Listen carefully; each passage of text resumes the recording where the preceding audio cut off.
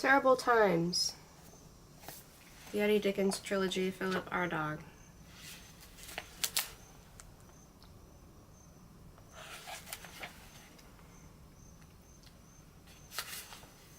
A message to my American readers now that I have had a chance to prune my beard. Hello again, my American chums. Here, at long last, is the final book in the Eddie Dickens trilogy. The clue is in the word trilogy. Trilogy. As the brainiest amongst you already know, it means a series of 3 books, and as is clearly stated on the cover, this is book 3. For those of you who've come with me and Eddie all the way from a house called Awful End, I hope you've enjoyed the ride. For those of you who are meeting Eddie for the first time, don't panic. Each book is a self-contained adventure and beautifully written too, if I may say so. For those of you sobbing and wailing about this being the last Eddie book, have no fear. Please quit your blubbering. There's nothing to stop me writing some further adventures, is there? In the meantime, I hope you enjoy Terrible Times. Phillip, Ardagh, England, 2003. Okay,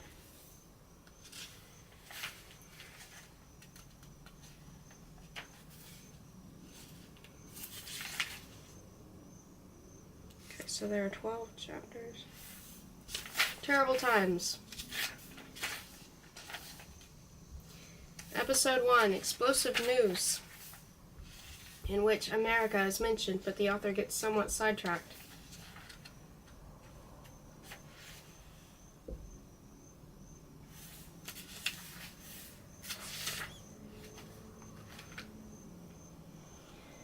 America, said Eddie Dickens in amazement. You want me to go to America? His mother nodded. This was difficult because she was wearing an enormous neck brace, which looked rather like one of those huge plastic collars was sometimes put around dogs' heads to prevent them from licking wounds, only hers was made of whalebone and starched linen. Before you start crying poor whale and writing off letters of complaint, I wish to point out 2 things. Firstly, these events took place in the 19th century where things were very different from the 21st. Secondly, the whales whose bones were used to make the frame for Miss Dickens' neck brace had died of natural causes after a long and fulfilling life at sea, with plenty of singing, which is apparently what whales like doing most. Okay, it hasn't said, when I die I hope my bones are used to make surgical appliances. But it's better than being harpooned and killed in its prime in order to make surgical appliances. I say it simply because I don't know whether this particular whale was a he or a she, sorry. Not that Eddie or his mother was thinking of such matters as they walked up the drive of Awful End that cold winter's afternoon. She just dropped the bombshell about wanting Eddie to go to America. I don't mean she'd actually dropped a bombshell, of course, not a real one. That's simply an expression for a surprising piece of news. She did drop a real bombshell once, funnily enough. Actually, it was a mortar shell, but it was packed with explosives like a bomb and did go off, which explains why she was now wearing a neck brace. And oh yes, she walked with the aid of crutches. She was lucky not to have been more seriously injured, fortunately for her, when she tripped and stumbled with the shell. It was like a big brass tube of a giant bullet, not something a hermit crab lives in on the beach. She tossed it over a small wall dividing the rose garden from the sunken garden. It was the sunken garden that took much of the blast. It wasn't badly damaged either. A lot of earth flew all over the place, and an ornamental pear tree was destroyed, but little else. Less fortunately, one of Mad Uncle Jack's ex-soldier colleagues, who'd been sleeping under the rhubarb, which afforded great shade under its huge leaves, was blown to smithereens, which isn't a small town near Bridlington, but means to bits. Eddie's mother was horrified. She felt guilty for days and never ate rhubarb again for the rest of her life, except in crumbles or with custard, or a light sprinkling of brown sugar, or white if there was no brown. Mad Uncle Jack tried to reassure her by saying that if the chap had been a half-decent soldier, he would have been heroically blown up in some battle long ago. And anyway, he strongly suspected that the fool had been chewing the rhubarb leaves, which are highly poisonous, so he'd probably have been dead by now, whether she'd tripped and tossed the shell over the wall or not. Before we get back to Eddie and Miss Dickens crunching up the drive to Awful End and her telling her son about the plans for America, there must be among you who most interested to know why Miss Dickens was carrying the shell in the first place. Quite simply, it was because she'd found it in her sewing box. It was summertime. You might have guessed that from the size of the rhubarb leaves. She was fed up with the early morning light coming through the crack between the curtains, so she decided to sew them together. Instead of finding the usual spools of thread, little pots of pin, packets of needles, dried broad beans, graded by size, she found the brass mortar shell and nothing else.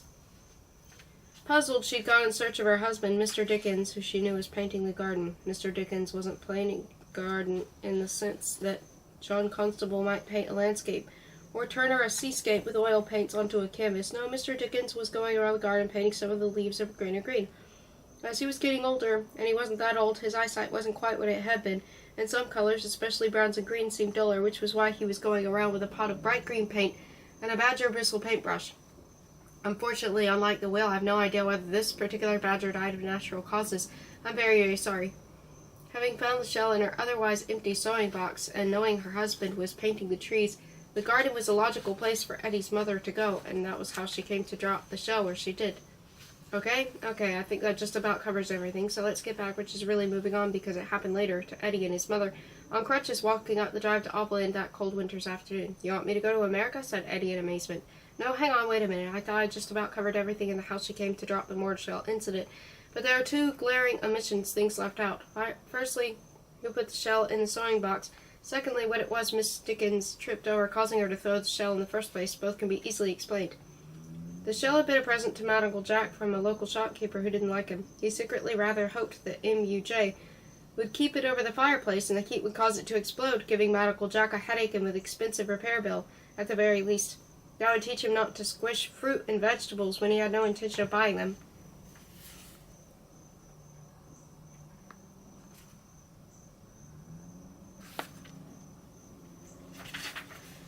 Mad Uncle Jack had indeed put this fine, gleaming brass mortar shell on display in one of the many mantelpieces in Awful Inn, but it had caught the eye of his loving wife, Eva Matteraunt Maud. Eva Matteraunt Maud was a woman who acted on impulse. The day she first set eyes on the stuffed stoat, whom she later called Malcolm, she fell in love with him, and he became her almost constant companion. The day she saw the snout of a hollow cow sticking over the hedgerow, her heart went all aflutter once again, and she knew there and then that she would call the cow Marjorie and live inside her. When she saw the gleaming shell case, she wanted it, I've no idea what for. She never said, though I gave a very good impression of one once in a while. When I write, he thought, as she wondered. I'm not a state-registered mind reader. All I know is that she wanted it, picked it up, was horrified to see that her hands left fingernails and palm prints on the nice brass, which might tarnish the lovely green that had attracted her to it in the first place. She needed something to carry it in when she went to the nearest room, and there on a stool by the window she saw Miss Dickens' sewing box. Not only was it just the right size, it also had a handy carrying handle. Even Maud tipped the contents out of the box and swept them out of the way with her feet. Under an old upright piano, putting the shell in the box, she was just about to carry it out to Marjorie, when she remembered that she'd left Malcolm the stuffed stoat on the mantelpiece. It was as she dashed out to retrieve him that Eddie's mother walked in and found the shell in the sewing box. It was just a case of bad luck and bad timing. If she hadn't wanted to sew up the gap in the curtain, or had come a moment sooner and been able to ask Aunt Maud what she was up to, or had come in later, allowing time for even Aunt Maud to have retrieved Malcolm and taken the sewing box, Miss Dickens wouldn't be in the poor state she was in now, which only leaves the matter of what she tripped over, mortar shell in hand, now an empty pot that had once contained green paint, and don't think that requires further explanation. Immediately after the explosion, Mad Uncle Jack dashed down the ladder from his tree house, 3 rungs at a time. Eddie, who was helping Dawkins polish the family silver, dashed out of the kitchen door and around the side of the house. Miss Dickens fell out of a laburnum tree he'd been painting, and Gibbering Jane, their retired failed chambermaid, stayed under the stairs. Eva Matteraunt Maud was the last to appear, clutching Malcolm under her arm and still frowning a puzzled frown at the sudden disappearance of the sewing box and shell. Mad Uncle Jack, Eddie, and Dawkins all ran to assist Miss Dickens, while Eva Matteraunt Maud ambled over to Mr. Dickens, who was lying on his back, moaning. She held Malcolm by the tail and prodded Eddie's father with stuffed stoat's nose. "What's all the fuss about, eh?" she demanded.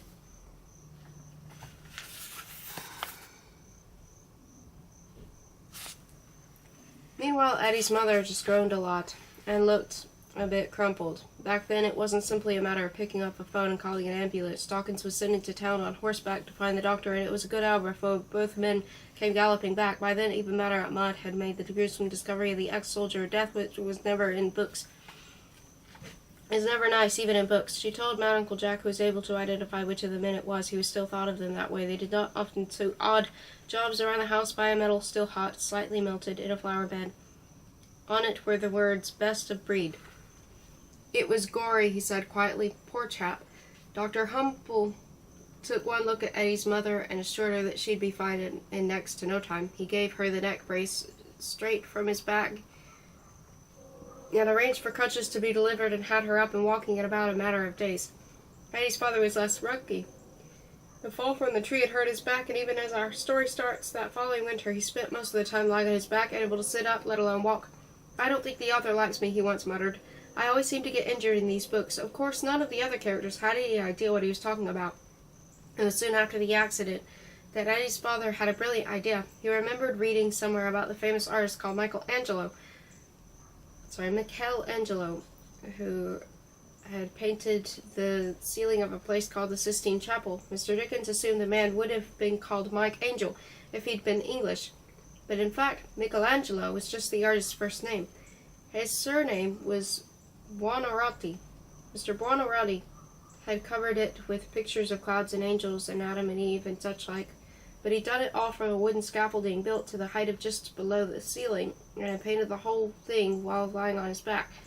So rather than lying around feeling sorry for himself, Mr. Dickens had the remaining ex-soldiers build him a wooden scaffolding rig on wheels, and he started to paint the ceiling in a greater hall in Awful End. His food was brought up in his chamber pot, taken down. Occasionally, Gibbering Jane would clamber up and give him a sponge bath, or one of the family would join him for a while to keep him company or mix with new colored paints. When he finished painting on fat to the roof, they'd simply wheel the whole wooden scaffolding rig forward about a foot, and on he'd go.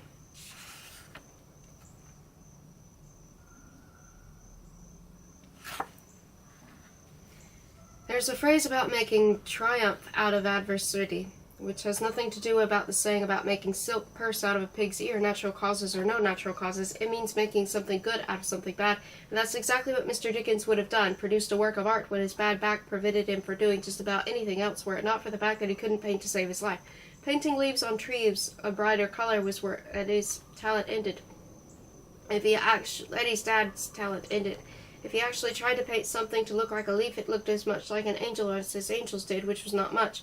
The ceiling of the great hall looked dreadful, no worse than that. If an unsuspecting visitor entered Awful End through the main entrance and saw the ceiling without warning, he might think either that some strange and horrifying multicolored fungus had spread across it, or that he'd eaten some mushrooms which hadn't agreed with him, or was having a weird and crazy hallucinations. Mr. Dickens's ceiling was horrible. Today it's painted over with several layers of very thick white paint. How very sensible. Which reminds me of the thick white snow on the ground as Eddie and his mother walked up the drive to Awful End. She was raised the subject of America. "America?" said Eddie in amazement. "You want me to go to America?" His mother managed a little nod despite her huge whalebone and linen surgical collar. "Well, I can't go like this, and your father can't even tie his own shoelaces," the state he's in, "so yes, I'm asking you to go to America for us. Your great-uncle will explain everything." Wow, this sounded the sort of adventure Eddie really could enjoy.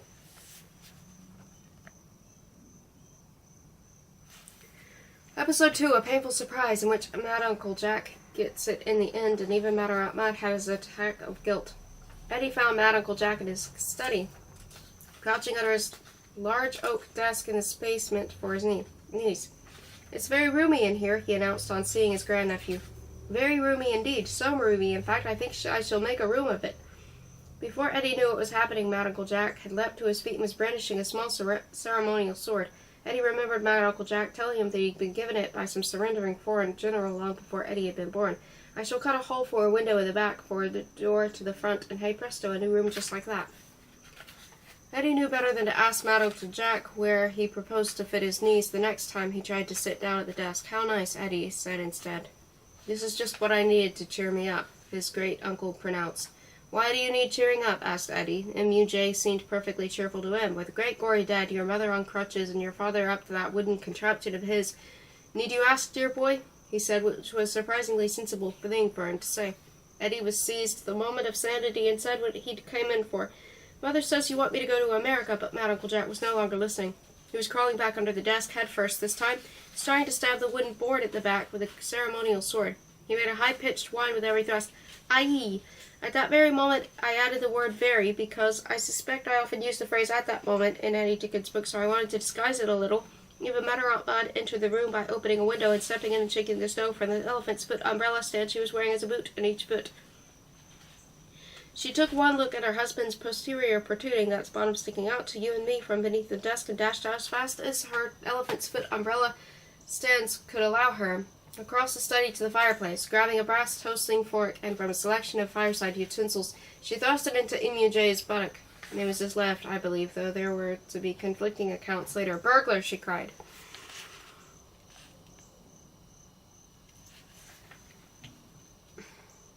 so loudly that it almost drowned out the roar of pain and surprise coming from beneath the desk, which was really saying something. Technically, of course, she was inaccurate. Burglars do their burgling at night. In the daytime, such a person should have been called a housebreaker. Then again, she was being even more inaccurate than that, wasn't she? That was what we call a rhetorical question. I don't expect you to answer me. You're probably too away to hear me anyway. Mad Uncle Jack was neither a burglar nor a housebreaker. He was her husband. It was at times like these that Eddie wondered if it wouldn't be better living in a nice, quiet orphanage somewhere. Mad Uncle Jack emerged from under the desk, red-faced and enraged. His hat crumpled like a concertina, which may not be a very original simile, but is a jolly good one, along with the black as a bruised banana. What is going on? He demanded, and pulling the prongs or tines, if you want to be ever so accurate, to the toasting fork from his bottom. To Eddie's utter amazement, even Mad Maud actually looked apologetic. He expected her to be unrepentant, blaming her husband for being under the desk in the first place, or masquerading as a burglar, or something, but no, she looked positively sheepish at having pronged or tined. Poor Mad Uncle Jack, my sweet, she cried in anguish, tossing Malcolm aside and throwing her arms around her injured mane. Fortunately for Eddie, he managed to catch his stuffed stoat as he came flying through the air at some thick French breadstick used as a throwing club. Eddie knew from experience that being hit by a flying Malcolm was enough to knock a fleeing convict to the ground. Jack and Maud's hug had somehow taken on an appearance of a grapple, losing her footing in her elephant's foot umbrella stand boots. Even Maud was trying to see her husband to steady herself at the same time as using her steady himself as he turned to inspect damage done to her behind. The result, a terrible crash and entanglement of Great Uncle Jack and Great Aunt on the bearskin rug in front of the sputtering, steady fire. I love to say that the fire was roaring, but Mad Uncle Jack spent most of the time living in a tree house in the garden, so the fire was rarely lit. When it was, families of hibernating mice and hedgehogs had to be carefully moved someplace else first, and the wood was often damp and spitting. If you know all about real fires, you know about spitting logs. If you don't, you'll just have to take my word for it. A damp, sappy log can spit like an angry camel. But unlike camels, they don't, according to folklore, know the 100th name of Allah, so I don't have all-knowing, smug expression that camels do, and so would you if you knew such an important and sacred name. In fact, most logs' expressions, big or small, are quite wooden.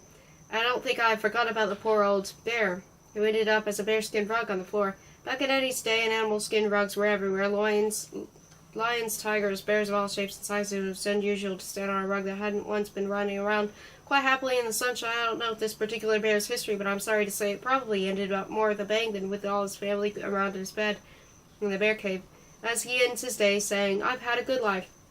Which brings us back to Mad Uncle Jack, lying on top of his ruggy as opposed to rugged manes. "Are you all right?" asked Eddie, helping his great aunt to her feet. "What have I done? What have I done?" she groaned. They both looked down at Uncle Jack, who lay there like a helpless upturned beetle. "I'm sure he'll be fine," said Eddie, trying to sound reasoning. He took Emu by the arm and tried to help him to his feet. "Leave me," he whispered hoarsely into the boy's ear. "You must get word to Fort Guana." "Fort Guana?" asked a puzzled Eddie. "Tell them that we will hold the ridge until reinforcements arrive." He paused and took a gulp of air. "The Bumbaloonies shall not break through our ranks." He turned his face away and came eye to glass eye with the head of a bearskin rug. "I see that Corporal Muggins didn't make it," he sighed, stroking the head. "A fine soldier, made an excellent omelet." He turned back to Eddie, tears in his eyes. "It's all down to you now, my boy. Take me a horse." And with that, he fainted. Snatching Malcolm from the occasional table where Eddie had placed him, even Maud let out a truly dreadful cry of despair and fled the study, this time to the doorway rather than the window. Eddie looked at the unconscious form of Mad Uncle Jack. He didn't think that he'd be finding out much more than about his trip from America that day.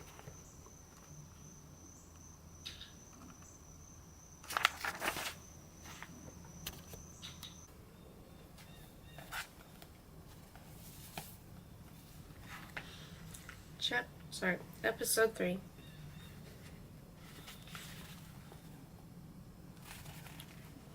A Cure for Ills, in which Dr. Humble pays yet another visit to Awful End, and Eddie goes in search of shiny things.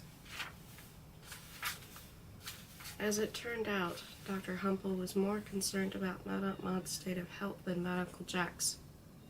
After a good night's rest and a few of Dr. Humble's large blue pills, Eddie's great uncle seemed to be back to his same old self, apart from a sore bottom, backache, and a slight limp. The doctor had tucked him up in his tree house, which was made entirely from creosoted dried fish, and by the next morning he'd been down the ladder and building snow sculptures like he did most winter mornings, weather permitting. Even Aunt Maud and her hollow cow in the rose garden, meanwhile, was far from her normal self. She clutched Malcolm to her, rocking back and forth, muttering, "What have I done? What have I done?" And no amount of coaxing could get her to relax and unwind.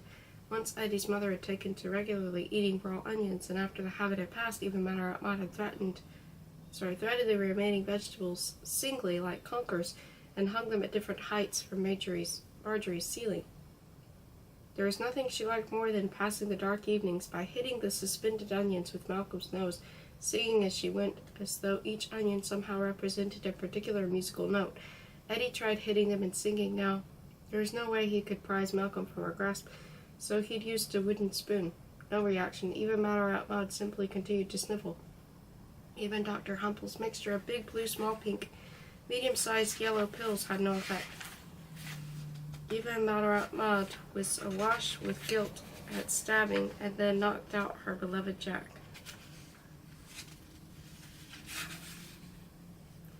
They brought Mad Uncle Jack to see her, to show her that he was, in his own words, as right as rain, apart from a sore bottom backache and slight limp in the other leg now, but this made no difference. She was still terribly upset. J. grew tired of trying to make her snap out of it, his words again, so he stumped off back through the snow to his treehouse in a huff. Dr. Humple put his arm on Eddie's shoulder. "I really am at a loss at how to help your poor great-aunt at present," he said. "Fortunately for us, time is the great healer," although Eddie was hearing the words come from the doctor's mouth rather than seeing them on the printed page as you are.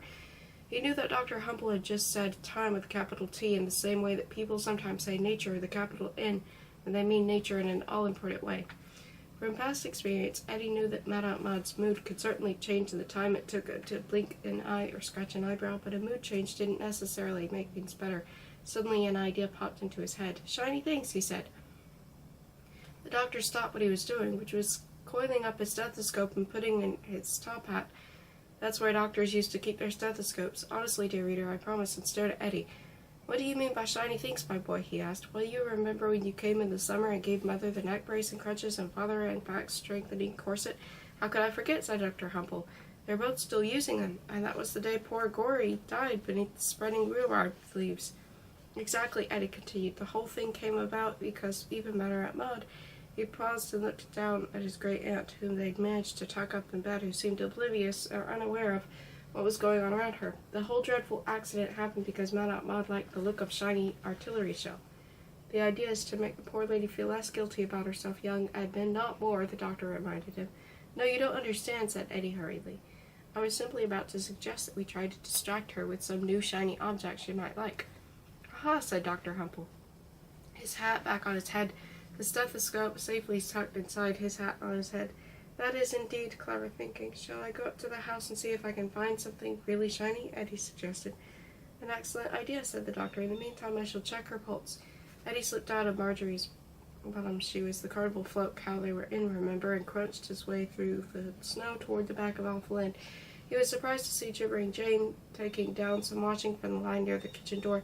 As a failed chambermaid, Jane usually spent her time under the stairs, sitting in the dark, knitting her life away. When Eddie's previous home had burnt down, all she managed to save of her years of knitting was the charred corner of an egg cozy, which she thereafter wore on a piece of string around her neck. She'd moved to Awful End with Eddie's parents, Gentleman Dawkins, directly under the stairs there, so it was unusual to see her doing anything as ordinary as bringing in the washing, not that it was straightforward. The temperature had dropped considerably overnight, and the clothes were as stiff as boards. Put a shirt above a pair of trousers, and it would look as though a very flat person was inside them. Gibbering Jane gibbered as she tried to bend the clothes to fit inside the wicker washing basket. She was fighting a losing battle. When she saw Eddie, she dropped the basket of rigid socks sticking in the snow like a knitted boomerang, and ran, you guessed it, still gibbering, into the house.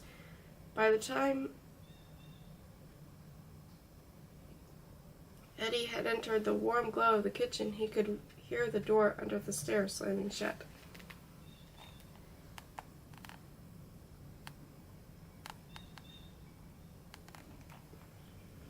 Eddie's mother, Miss Dickens, was sitting at the kitchen table, cutting the crust off a pile of triangular sandwiches with a pair of carpet scissors.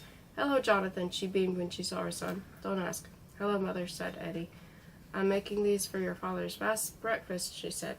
"If you're trying to work out what time of day it was, don't let the whole breakfast business put you off. We're in the Dickens household, remember. Breakfast could be served at any time during the 24-hour period if at all, depending on who was doing the serving. "How is father?"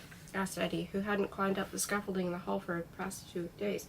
"Having great difficulty drawing the serpent in the Garden of Eden," said Miss Dickens. "Apparently it keeps slipping out and coming out looking like a liver sausage." "Oh," said Eddie, who secretly thought his father's paintings of both Adam and Eve looked rather like liver sausages too. "Would you rather like something to eat?" asked his mother.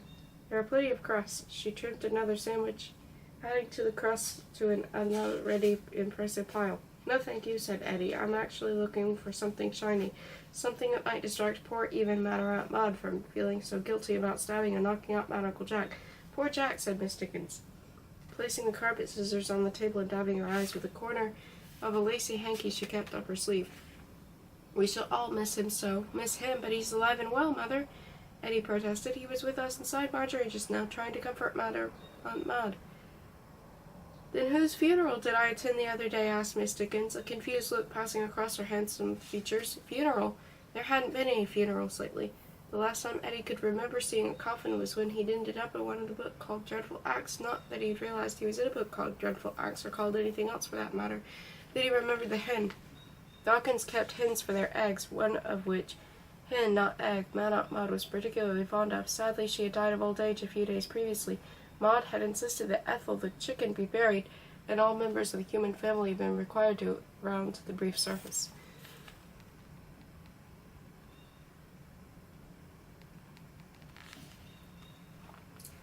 "You're not thinking of the chicken's funeral, are you, Mother?" Eddie asked. "Why, of course, how silly of me," said Miss Dickens, trimming the final sandwich and arranging the pile neatly on the plate. "An easy mistake. They're both so plump and feathery." Eddie could now see how Mad Uncle Jack's whiskeriness might be compared to feathers, but plump? He was about as thin as a person could be and still be classified a person. Any thinner, he might be a stick man. But Eddie knew better than to say anything. He decided to resume his quest for something shiny. Eddie finally found what he was looking for in one of the upstairs rooms that nobody used anymore. It had once contained furniture covered in white sheets to stop it getting dusty. That had been done in the days when Mad Uncle Jack and even Mad Aunt Maud had an army of servants. Now they were all gone, and before Eddie and his parents had moved in with Dawkins and Gibbering Jane, all he had been left with was a very small army of retired army misfits, of whom best of breed Private Gorey had been one. Over the years, MUG and EMAM, oh, that's the first time I've used EMAM, I like it, had used the furniture under the white sheets as firewood and used the white sheets as sheets or to play ghosts. By the way, I should explain that there was a fashion for calling people by their initials and not necessarily their own. Don't ask me why, but the Victorian Prime Minister William Gladstone, for example, often referred to as GOM, meaning grand old man. So my MUJs and EMAMs fit quite neatly into the period. Thank you. When Eddie entered the room, it was bare floor.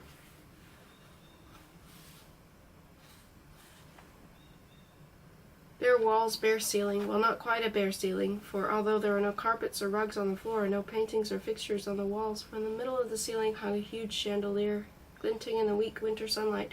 They had managed to make it through the slats of the closed shutters across the windows. Most of the chandelier was covered in years of dust and was loosely wrapped in what looked like a giant hairnet, but it still managed to wink in places at Eddie, as if to share the secret that brilliant cut glass crystal lay beneath. From the bottom of the chandelier, nestling in the net, hung a glass bauble the size of an orange. Eddie felt sure that he could reach this bauble, unhook it, and polish it, and it would be just the kind of shiny object to fascinate his great aunt. The problem was at the first part, reaching it. He looked around for something to stand on. Zilch, zero. Then he remembered the library steps his mother kept in the bathroom for diving practice, and he hurried off to find them. By the time that Eddie was striding back down toward Marjorie through the snow, the cut crystal bauble was in his gloved hand and sparkling and glinting like the world's biggest diamond. Eddie wasn't wearing the gloves to keep out the cold, but to keep from smudging the bauble. He didn't want a few fingerprints to spoil what he hoped would be the effect this shiny thing would have on even Mad Aunt Maud.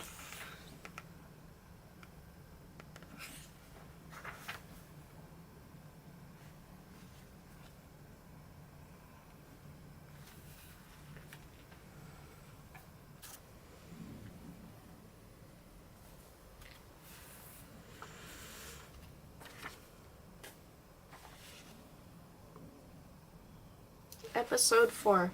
A brief family history in which Eddie learns more about his family and the reasons for going to America. Eddie's mind wasn't entirely curing Mad Aunt Maud as he stamped the snow off his shoes and clambered inside Marjorie. He was still thinking about the trip to America, whatever it was about.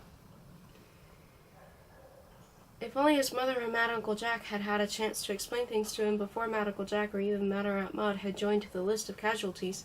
Dr. Humble was giving the boy's great-aunt another large blue pill with a sip of water.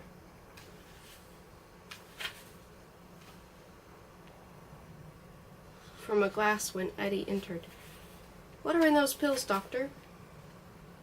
Eddie asked. "The large blue ones?" Eddie nodded. "Mainly blue dye. It's very expensive, which is why my bills are so high."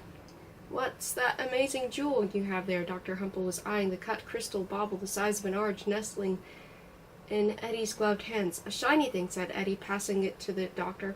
Dr. Humble held it in front of even Mad Aunt Maud, just out of her reach. She sat bolt upright in bed and tried to snatch it. The doctor jerked his hand away. "I think it's working, Eddie," said the doctor, obviously impressed. "Ah, my precious," said even Mad Aunt Maud, which would have been a quote from a character called Gollum in a book called The Hobbit, except that The Hobbit hadn't been written yet, which made even Mad Aunt Maud way ahead of her time. Even Mad Aunt Maud made another swipe for the bauble, and Dr. Humble almost dropped it. He fumblingly saved it from falling to the floor and tossed it over to Eddie, who caught it with ease. His great aunt was out of the bed now, clutching Malcolm by the tail, but she had only eyes for one item, the shiny thing. She launched herself at Eddie, who stood by the opening in Marjorie's, and threw the cut crystal bauble out into the garden, aiming for the deepest snowdrift so as not to damage it. Even Mad Aunt Maud bounded after it like a dog after a ball thrown by its master. It should remain anyone who's read Dreadful Acts of a certain escaped convict, who seemed to think he was a hound.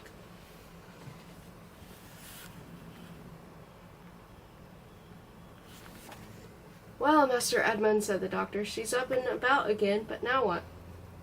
"You're the doctor," said Eddie. "Shouldn't you decide?" Dr. Humble and Eddie watched even Mad Aunt Maud dig the bauble out of the snowdrift and hold it triumphantly to the sky. "Well," said the doctor hesitantly, "she seems fine to me, fully cured." "Certainly back to her old self," Eddie agreed. Dr. Humble stepped out of the hollow cow. "Why don't you go and tell your great uncle the excellent news?" he suggested, "and please inform him that I shall be sending him my bill in due course."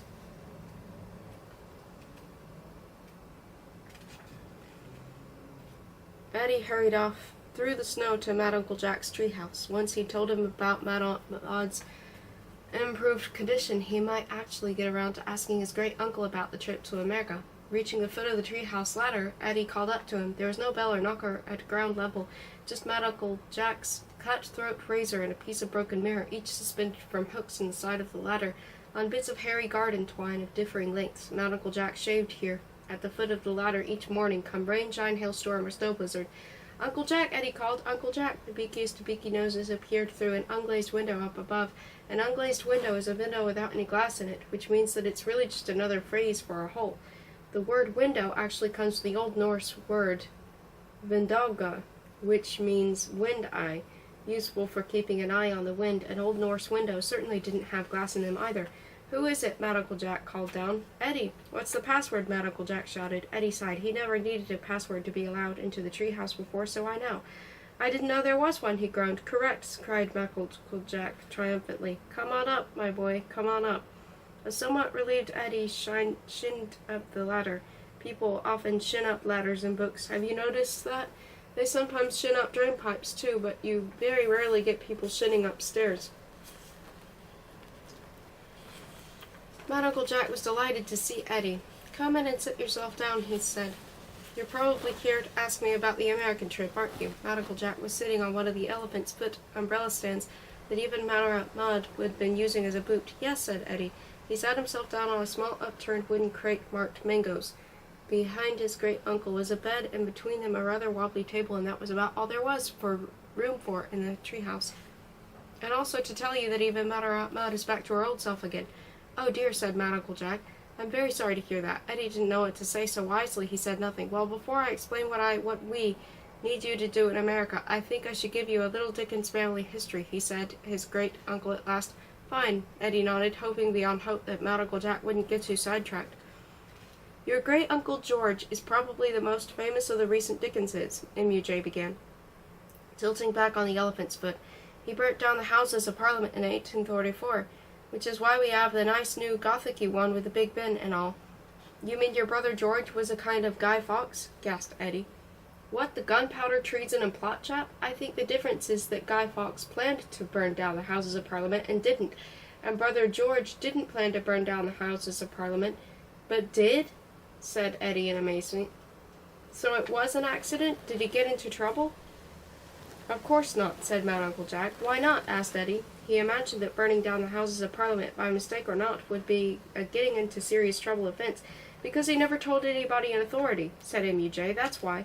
So he's only famous in the family for having done it, not the history books? Exactly, said his great-uncle, but that's no less an achievement. If it hadn't been for my brother, we wouldn't have that fabulous new building with all the twiddly bits. How did he accidentally set fire to the old Parliament building? Eddie asked. A smoldering cigar butt? A casually discarded match? Overzealous stoking, said Mad Uncle Jack. It could have happened to anybody. It was the 16th of October, George's birthday, and as a treat, a friend of his sneaked into the Parliament's boiler room to let him help stoke the furnaces. Even as a boy, George was mad keen on fire, you know. Nothing he loved more than smoldering carpet or a blazing curtain. Set fire to the local tradespeople on numerous occasions when we were lads, but always in the spirit of fun. They stopped calling it the house. They've always lacked humor, the lower classes. And this friend of his let him stoke the furnaces underneath Parliament? Said Eddie in disbelief. As I said, it was his birthday. Anyhow, brother George overfed the furnaces. He filled them up with too much stuff, far too many tally sticks. Tally whats? No, tally sticks. Right up until the 20s, the government used wooden sticks rather than paper or dried fish to work out tax. By 1834, the practice was as dead as Private Gory, and they were using them as firewood. And Great-Uncle George stuffed too many into the furnaces? Asked Eddie, trying to get a clear picture of events. Mad Uncle Jack tried to suppress a giggle. I'm afraid so. George says it was a beautiful sight, the orange flames and smoke blowing out across the River Thames. Didn't he feel guilty? Said Eddie. Mad Uncle Jack nodded. Not for long, though. He was killed soon after. Set fire to himself? No, as a result of an accident arising from his conviction that he was a fish.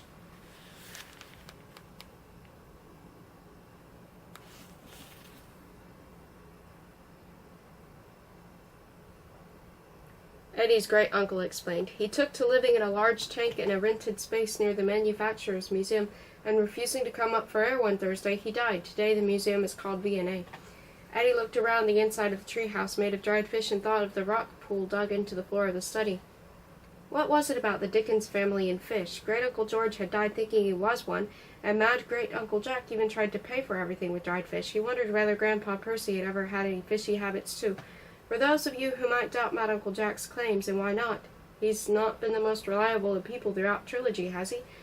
I should say that the Houses of Parliament in London were indeed destroyed by a fire in 1834, and as a result of overloading the furnaces with tally sticks, though whether his brother really had been a part in it, I can't say. From his childhood behavior, it seems that just the sort of thing he would have done, though. Fortunately, London had formed its first single fire service the year before the fire. Prior to that, if your house caught alight, it would have been put out only by the firemen. They were all men, working for the particular insurance company your house was insured with. Otherwise, they'd just stand there on the other side of the road and watch.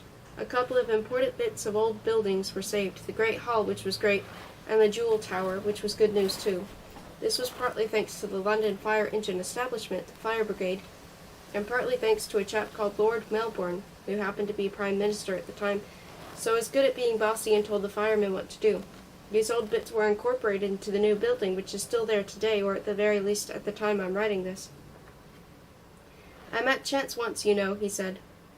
Mad Uncle Jack, picking up the dried swordfish he used as a letter opener from the rickety table, and sticking the tip of its nose into his ear, and giving it a quick joggle. An itch, he explained upon seeing Eddie's startled expression. Well, who was Chance? Asked Eddie. A dog belonging to the Watling Street fire station, said Mad Uncle Jack. Born for search and rescue work, he was. No one had to train him. He would dash up the escape ladder into a burning building and start hunting for survivors. If he found someone, he'd sniff out his master and bark to tell him that someone who was in trouble. Saved lots of lives, he did. Quite the hero. Eddie looked doubtful, but amazingly, his great-uncle was telling the truth. Chance was a bit of a celebrity in his day and wore a special collar with a message on it that read, "Stop me, but not onward let me jog, for I am the London fireman's dog." Chance's life is just the sort of thing that will get made into one of those children's feel-good costume drama programs they put on television around Christmas time. Mark my words, and when it does, you can say, "I know where they pinched the idea from that nice Mr. Ardagh and his brilliant book Terrible Times," and you can write to the TV company and demand that I get a special payment for coming up with it. What Mad Uncle Jack didn't mean and probably didn't know, and the television program might possibly leave out, is that after his death, Chance was stuffed and shown off at fairgrounds, which wasn't the most dignified end for such a heroic hound.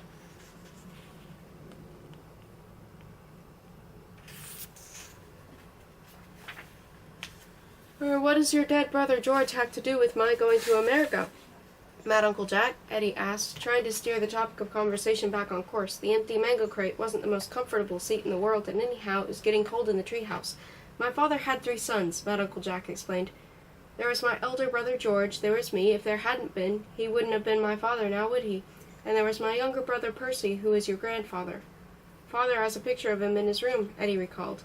His parents' room at Awful End wasn't the only one they'd first occupied when they moved into the house. They had been damaged in a gas explosion. Though the damage had been repaired, it had been repaired by Mad Uncle Jack's faithful ragbag of ex-soldiers, which brings the word repair into question, if not disrepute. So Mr. and Miss Dickens had moved into another smaller room, and it was there by their washstand that the small portrait of Grandpa Percy hung. He was from the very heavily bearded era of Queen Victoria's reign. Percy Dickens was more beard than just about anything else. You could just make out the eyes, and there was a hint of a nose in there somewhere, but it could be a complete waste of time searching for a mouth, though it must have been somewhere under all that facial hair. Despite being all beard, he needn't have worn a collar and tie, for example, because the business of the beard hid all of his neck and most of his torso down to his tummy button. He still managed to look stern in the portrait, which is quite an achievement when you consider there was little room for any features. Whenever Eddie looked at the picture, he imagined his grandfather as being disapproving or saying no to something, anything, everything.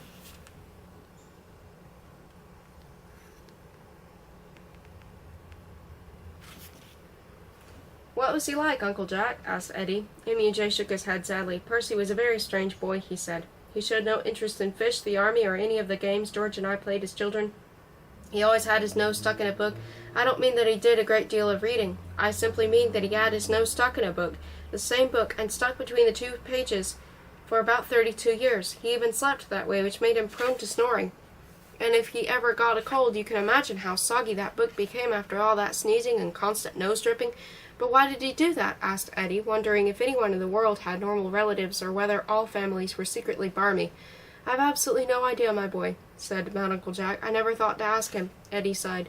Why did grown-ups never ask the sort of questions any sensible, ordinary kid would? "Can you remember what the book was?" he asked.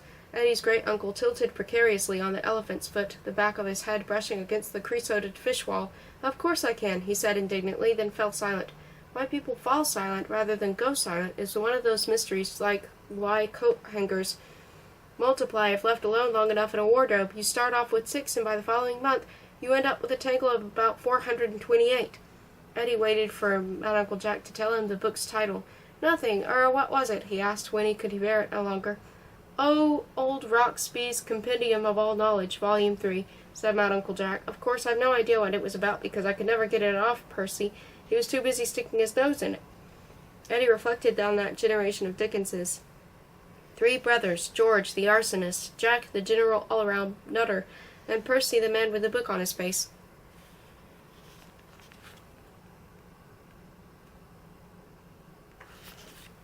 What had the neighbors thought?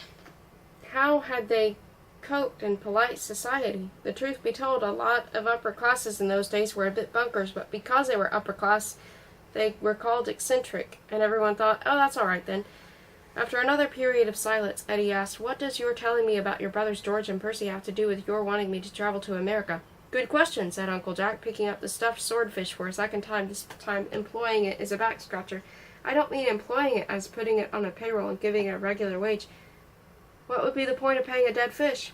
But employing as in using, which means that if I'd simply employed the word used, or should that be used in the word used, I wouldn't be in this mess now. In fact, An excellent question, he continued. You see, our father, Dr. Malcontent Dickens, had a number of interests in America, the most important of which was the ownership of a newspaper that was not afraid of telling the news as it really was. It was, and still is, called The Terrible Times, and has an extremely high readership.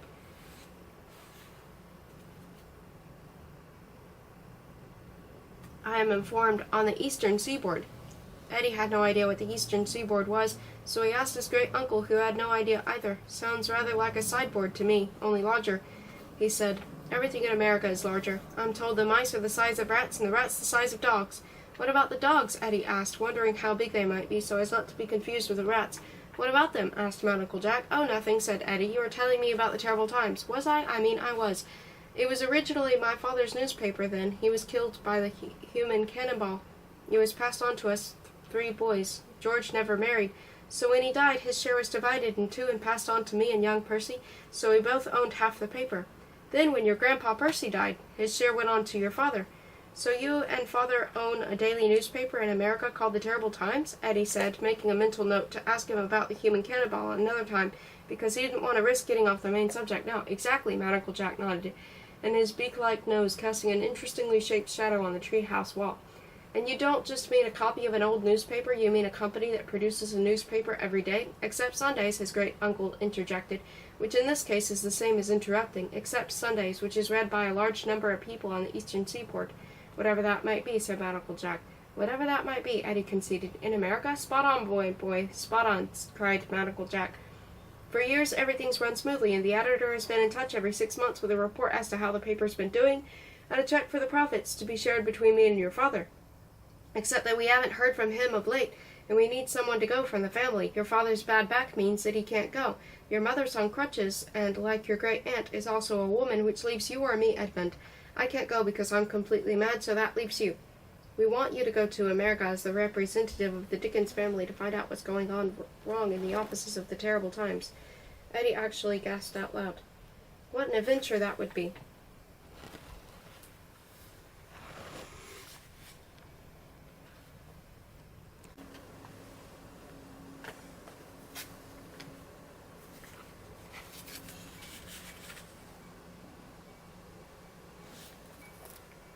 Episode 5, Looking Backward, Looking Forward, in which we learn more of Eddie's past and more of his excitement at the upcoming voyage.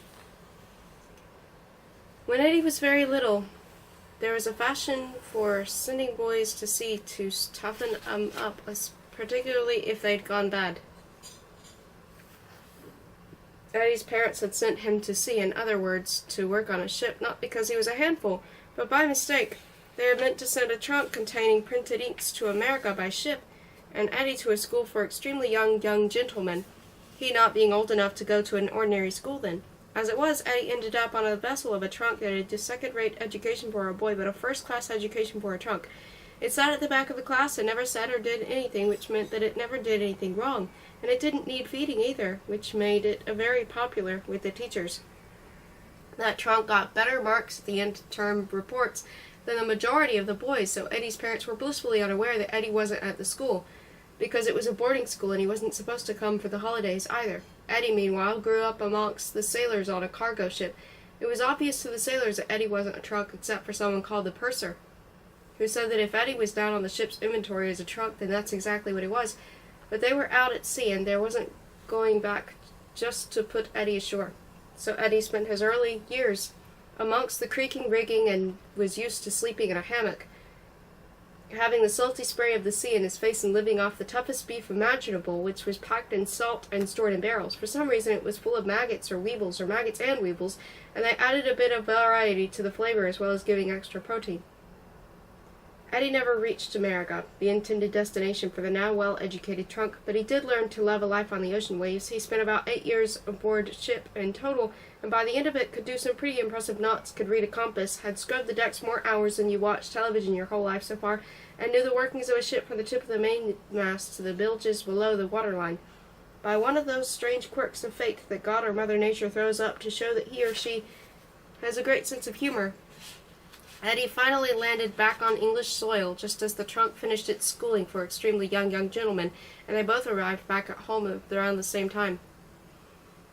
Eddie was very excited and told his parents, who were pretty much strangers to him, about his exciting life on board ship. Being grown-ups, they only half listened, and knowing full well that he'd actually been at school all this time, simply assumed that their only child had an overactive imagination. They were puzzled by the trunk's return because they'd assumed it was lost at sea. Mr. Brockenfield, the editor of the Terrible Times, had sent a message to say that the inks never arrived, and now all this time later, they'd somehow found their way back to their house, which later burnt down in the events outlined in a house called Awful End. On the other side effect of the strange mix-up was that later in life, Eddie was to meet a few pupils of Gloomberry School for young boys who assumed that they'd been at school with him. The trunk was always referred to it as Edmund Dickens, remember, and were surprised how different he'd become. "I remember you being much square-shouldered when you were younger," one old Gloomberry told him, for example.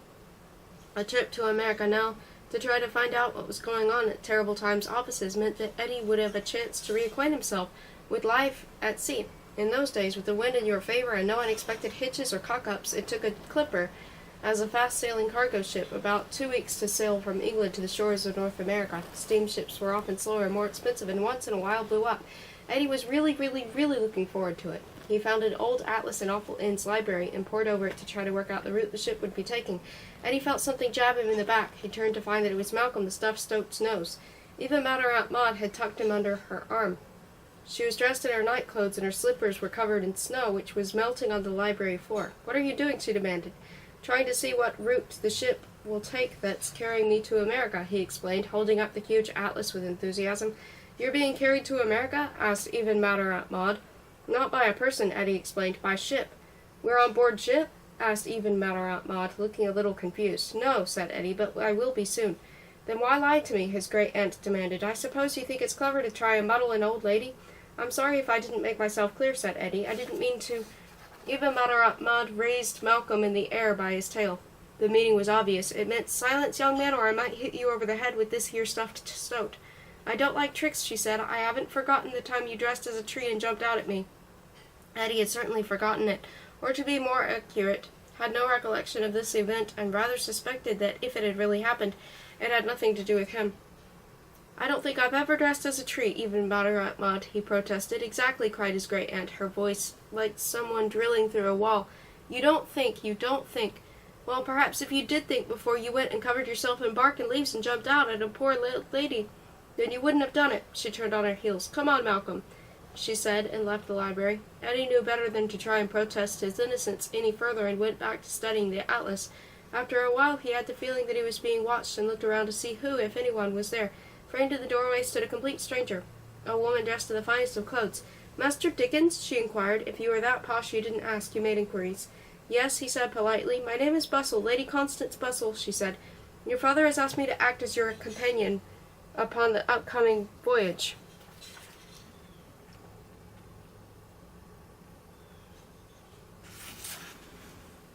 Companion? It hadn't occurred to Eddie that his parents might worry about him traveling to America alone. It wasn't as if he wasn't used to life at sea, but then again there was still confusion on his parents' minds. "I'm delighted to meet you, Lady Constance," said Eddie. She put out her gloved hand, and he strode across the library floor and kissed it. "You've spoken to my father, you say?" "Yes," said Lady Constance. "I've just come down for the scaffolding. He's currently painting an angel playing the harp, though I have to confess that to me it looks like as if the angel is clutching an enormous vegetable and appears to be sitting on a large liver sausage." "That sounds like one of his clouds," said Eddie. "I suspect it is such," said Lady Constance. She had striking features, which doesn't mean that one wanted to hit her, but that her face would stand out in a crowd, even though it would be a whopper to call her conventionally beautiful. "My father isn't the world's greatest painter," Eddie confessed, "but he is the most enthusiastic." "What kind of vegetable, by the way?" "A sprout," said Lady Constance, "though if it were that large in real life, it would probably feed a family of 4. She laughed at her own joke in a snorty, horsey kind of way. Eddie grinned. If he was going to have a companion in a long-sea voyage, he could do worse than Lady Constance Bustle, or so he thought. "How did my father come to ask you to be my companion?" he asked. He'd never heard of anyone mention her. "I answered an advertisement," she said. "I was recently a companion to an elderly lady, but she died." "I'm sorry," said Eddie, because that was the kind of thing you were expected to say when someone mentioned death. "I'm not," replied Lady Constance. "She was as sour as a bag of lemons." It was quite a relief when the railings on the edge of the ferry gave way and her bath chair tipped into the rapids. A bath chair is a kind of wheelchair. The one the old lady had been in was made of wicker. Her name had been Winifred Snafflebaum, and her death had caused quite a splash both in the river and the local newspaper. The report said that Lady Constance had been to be restrained from jumping in after her employer to try and save her, though another eyewitness said that someone looking very like Lady Constance had brushed past him in a spanner in her hand, not 10 minutes before the ferry's railing had mysteriously given away. "So you're a companion by profession?" Eddie asked. "Oh, yes," she nodded. "Before the old lady I was companion to a Frenchwoman. Sadly, she choked to death on a door-handle." "How dreadful," said Eddie. "Most inconvenient," Lady Constance agreed. "I did so like living in Paris. You must get to meet lots of different people," said Eddie. She nodded again, though titled, by which she meant being a lady. "My father is a large one, and the family fortune is small. In truth, it's not so much a fortune now as a large sock full of pennies under my father's bed. It has therefore been up to my 11 sisters and I to make our own way in the world. I could, of course, try to find some rich duke or baronet to marry, but I'd far rather travel the world as a companion. There's so much more freedom. It was simply bad luck that I was lumbered with such an objectionable old duck. She did leave me all her money, though, which was nice. I'm sure we'll have plenty of fun on the way to America and back," said Eddie. It was a very well-mannered lad. "There is one thing I should tell you while I remember," said Lady Constance. "I suffer from Dalton's disease. Have you heard of it?"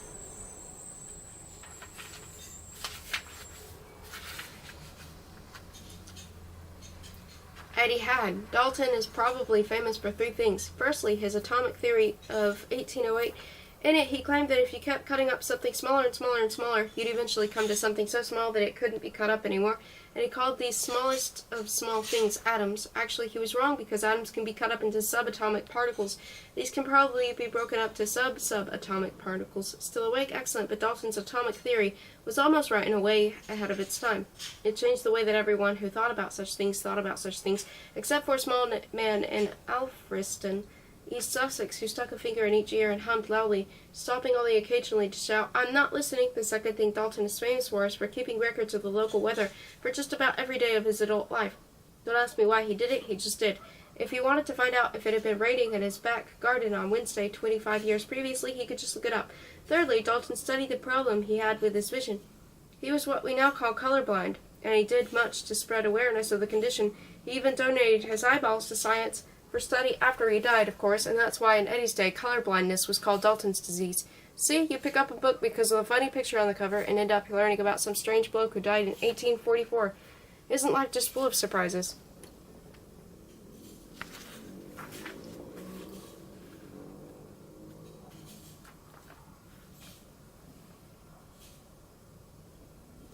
Episode 6. Going, in which Eddie and the reader are almost halfway through the book, and neither is sure whether Eddie is ever going to get to America. The following Thursday, Medical Jack held a family meeting inside Marjorie the Hollow Cow. It was to have been the library up to the main house rather than inside a converted carnival float amongst the rose bushes, with onions hanging from the ceiling on strings, but even Maud had caught a cold from all that romping about in snowdrifts after her shiny bauble and was now in bed, and her husband had felt it important that she attend. Also present were Medical Jack himself, Mr. and Miss Dickens, their son Eddie, Lady Constance Bustle, who had never been inside a hollow cow before, and Dawkins, the gentleman's gentleman, who was there to provide drinks. Oh, and Malcolm, of course, if you count stuffed sloats. Jane, the failed chambermaid, was up in the house on her own, gibbering under the stairs, no doubt. "The meeting is now in order," Medical Jack announced, beating even Maud's bed with his dried swordfish for silence. It hit her knees under the woolly blankets, and she let out a cry. "There's a dog on the bed! There's a dog on the bed!" Her cold had turned into a fever, and she was slightly delirious. Maybe someone as mad as even Maud, slightly delirious, and you get what, by normal standards, is very delirious. "Where?" said M.U.J., lifting the blankets to try to find the dog. Eddie's father raised his hand stiffly. "Please ignore poor mad old Maud." "Uncle," he said, "and let's get on with the meeting, shall we?" "What are guests?" said M.U.J. "I wanted to discuss plans for Eddie's voyage to America and visit to the offices of Terrible Times. I'd like you to meet Eddie's traveling companion, Lady Constance Bustle." Lady Constance stepped forward, parting the onions on strings above her head as though pushing aside the leaves of an overhanging branch. I'm delighted to meet you all, she said. Even Madame Aunt Maud sat bolt upright in bed. You are pug ugly, she gasped, which is another way of describing someone with striking or memorable features, a pug being not so handsome breed of dog. Forgive my wife, Mad Uncle Jack laughed. She's inclined to say what she thinks. Lady Constance wasn't sure what to say to that. A walking pair of nostrils, cackled even Madame Aunt Maud. Mr. Dickens was positioned between his aunt in bed and Eddie's traveling companion. Enchanted to meet you, Lady Constance, he said, trying to lean forward to kiss her gloved hand, but missing the target. Stay back, lady, cried even Madame Aunt Maud, with barely suppressed guffaw. You'll frighten the stoat. She waved Malcolm high above her head. I'm so pleased to know that my boy will be in your capable hands, said Eddie's mother, Miss Dickens. When Maud had started to saying those embarrassing things to the titled newcomer, Miss Dickens had become agitated and comforted herself by filling her mouth with the nearest thing to hand, the tassel of even Madame Aunt Maud's dressing gown. So what she actually said was, thou plead to know that my boy will be in your capable hands. Eddie's father was well used to understanding his wife when she had a mouthful of ice cubes shaped like Venus generals or anti-panic pills or acorns, for example, but no one else had the slightest idea what she'd said. The corner of Imam's dressing gown cord trailing from the edge of her mouth like a half-eaten snake. If Lady Constance Bustle wished that she was anywhere except inside a cow-shaped carnival float with a bunch of misfits, she hid it very well. Perhaps it was her good breeding. Perhaps it was something else. Lady Constance comes to meet with impeccable references, said Eddie's father. I'm sure if they hadn't all died, each and every one of her previous employers would have been reluctant to let her go. Her list of previous employers was indeed impressive. They included Sir Adrian Carter, the author who died during a visit to the Royal Zoological Gardens when Lady Constance slipped on a discarded banana skin and pushed him into the gorilla cage. The philosopher and forward thinker John Knutsford John, who drowned in game soup during a visit to the famous Bardham soup factory when an apparently involuntary spasm in her leg, probably brought on by the cooking fumes, caused Lady Constance to kick him off a viewing platform and into a giant vat.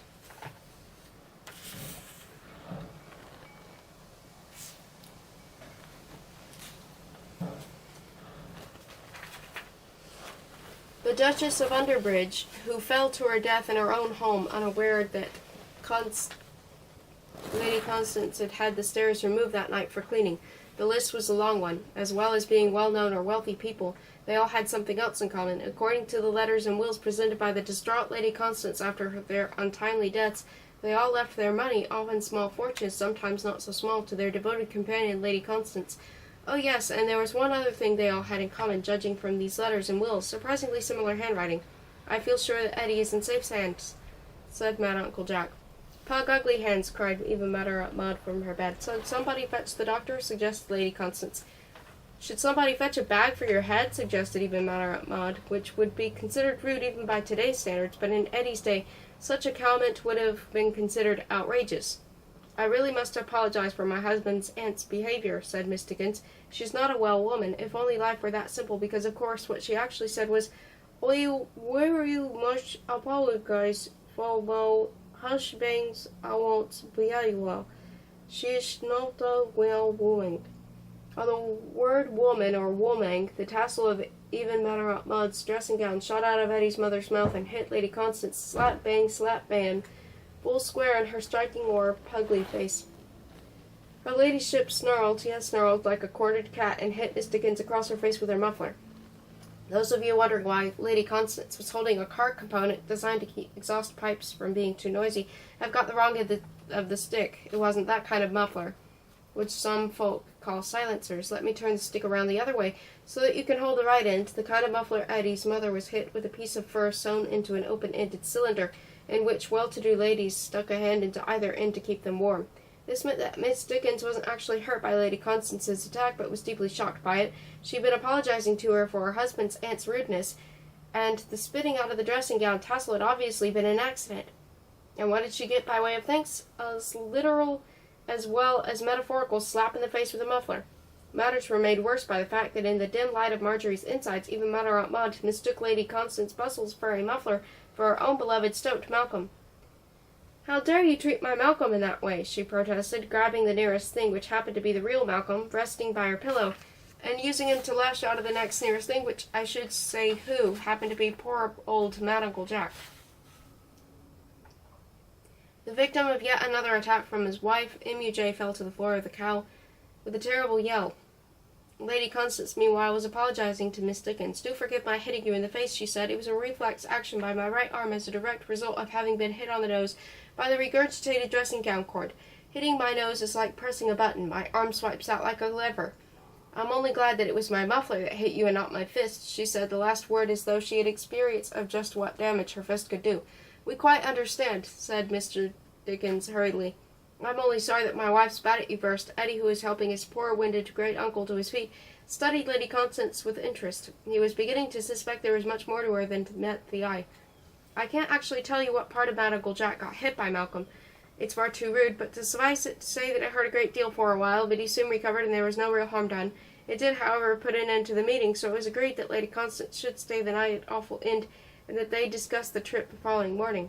Now it's time to sort out the smart readers, anyone sensible enough to be reading such an excellent book as this from the very smart readers. If you are wondering how on earth Mr. Dickens was suddenly able to attend a meeting inside Marjorie when just a few pages ago he was spending all his time on his back at the top of the wooden scaffolding rig, you fall into the very smart category. If you didn't spot that, don't worry. I write such beautiful prose that you were probably engrossed in marveling at my storytelling skills that you didn't let something as insignificant as how someone got to be somewhere bother you.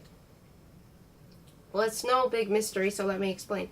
Mad Uncle Jack had thought it important that everyone attend to the Eddie going to America meeting, so Dawkins, the gentleman's gentleman, and Gibbering Jane, the veiled chambermaid, had been sent up to the scaffolding to lash Mr. Dickens to a plank of wood and lower him down the ground on a pulley, usually reserved for the chamber pot. Once on the floor of the fall of Awful End, he was tipped upright, still lashed to the plank, and tied to a porter's trolley, one of those two-wheeled trolleys with a high back that railway porters sometimes used to carry luggage, and wheeled down the garden in the hollow cow.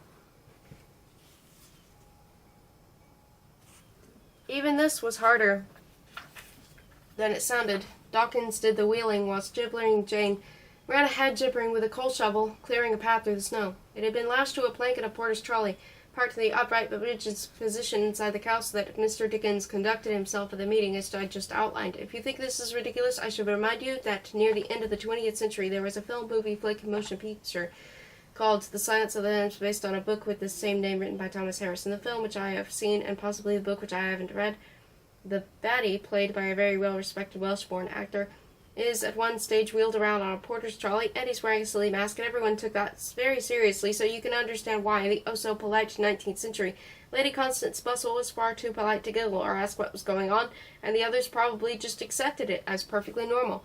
We are talking about the Dickens family, don't forget. With the meeting now over, Mr. Dickens was untied from the porter's trolley, winched back up to the wooden scaffolding rig, untied from the plank, which was then slid out from under him, and left his usual position, staring up at the ceiling. He was in the process of painting Joseph in his coat of many colors, which, the truth be told, I am informed by someone who saw it before it was painted over years later, looked more like a mutant melting rainbow, with a head and fingers like sausages. See, just about everything he painted on that ceiling sounds as if it had at least something sausagey about it.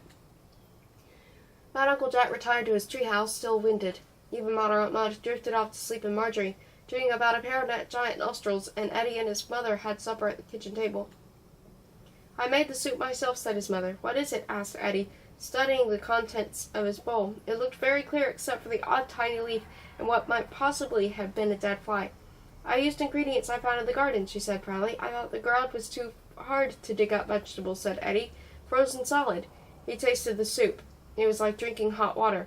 "I used melted snow," she said. "Oh, look!" She took something out of her mouth.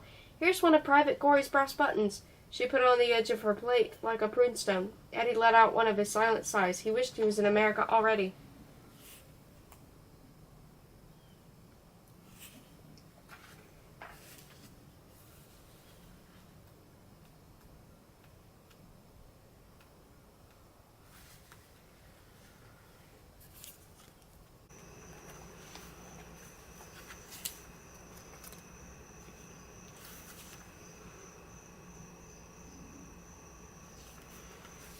Episode 7 Gone. In which, to everyone's amazement, including the authors, Eddie actually set sail for America.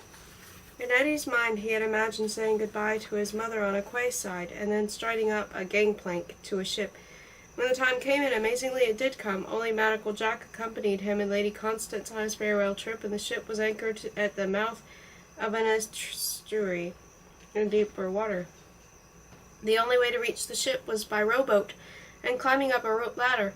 When Eddie first met Uncle Jack, Uncle Jack, used to go about everywhere by horse, inside and out, but then following Eddie's escape from an orphanage, his horse bolted at the first sight of a giant hollow cow, whom we now know as Marjorie. When the poor frightened creature finally let itself be caught, it was a changed animal, whereas before it was happy to do just about anything Nautical Jack asked of it. Now it dug its hooves in, which is, I suppose, the horsey equivalent of put its foot down, and regularly refused to gallop upstairs or jump over chimney sweeps, so M.U.J. spent more time on foot. He had acquired a new horse at the same time, Marjorie having been pulled along by one belonging to Mr. and Miss Cruelstreak, who had run the St. Horrid's Home for Grateful Orphans, from which Eddie and the orphans had escaped. Now it was obvious that the Cruelstreaks cared more for their horse than for the orphans in their so-called care, but the Dickenses were in no mood to return the animal to such nasty owners, so they kept him. Technically this was theft, but as someone jolly famous was to announce a number of years later, all property is theft. Wow, think about that. You don't have to agree with it, just think about it. This particular horse, whom they named Edgar, was so used to being pampered that he spent much of his time sipping a small glass of sherry, reading Bradfield's Horse and Hounds. The horse read Bradfield's Horse and Hounds, not the sherry. Sherry can't read, come to think of it. Rather than traveling by pony and trap or horse and carriage, therefore, Nautical Jack, Eddie, and Lady Constance had traveled by the port of the train. Trains were at their most exciting back then. Locomotives made brilliant noises and belched out great billows of smoke from their gleaming funnels. And next to the driver on the open footplate stood the fireman, frantically stoking the furnace with fuel to create the steam to power the engine to turn the wheels. Possibly the most famous engine driver of the steam train era was the American Casey Jones.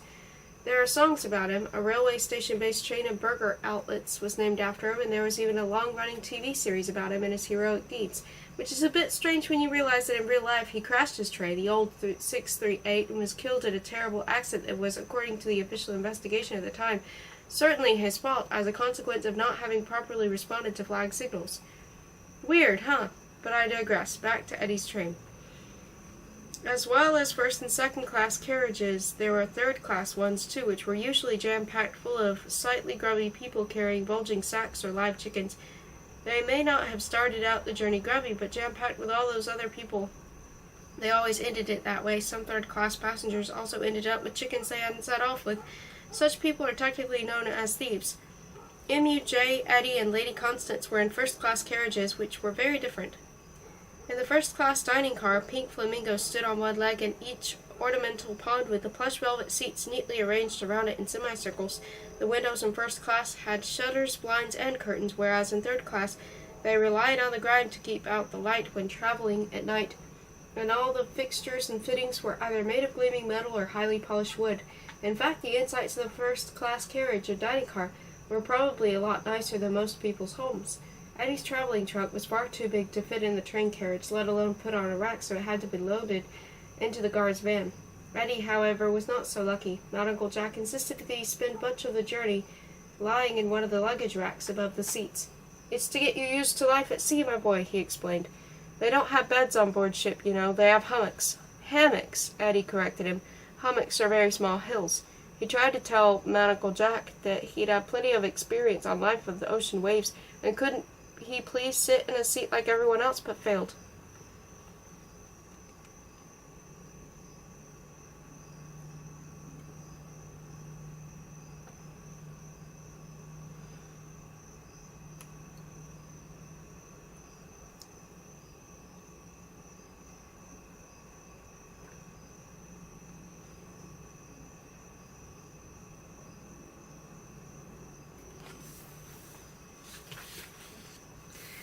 The luggage rack was uncomfortable enough as it was, but when Lady Constance stuck her parasol, a small umbrella designed to keep off the sun rather than the rain, up there alongside him, it was really uncomfortable, but nothing could dampen his excitement of going to America to find out what had gone wrong at the offices of Terrible Times.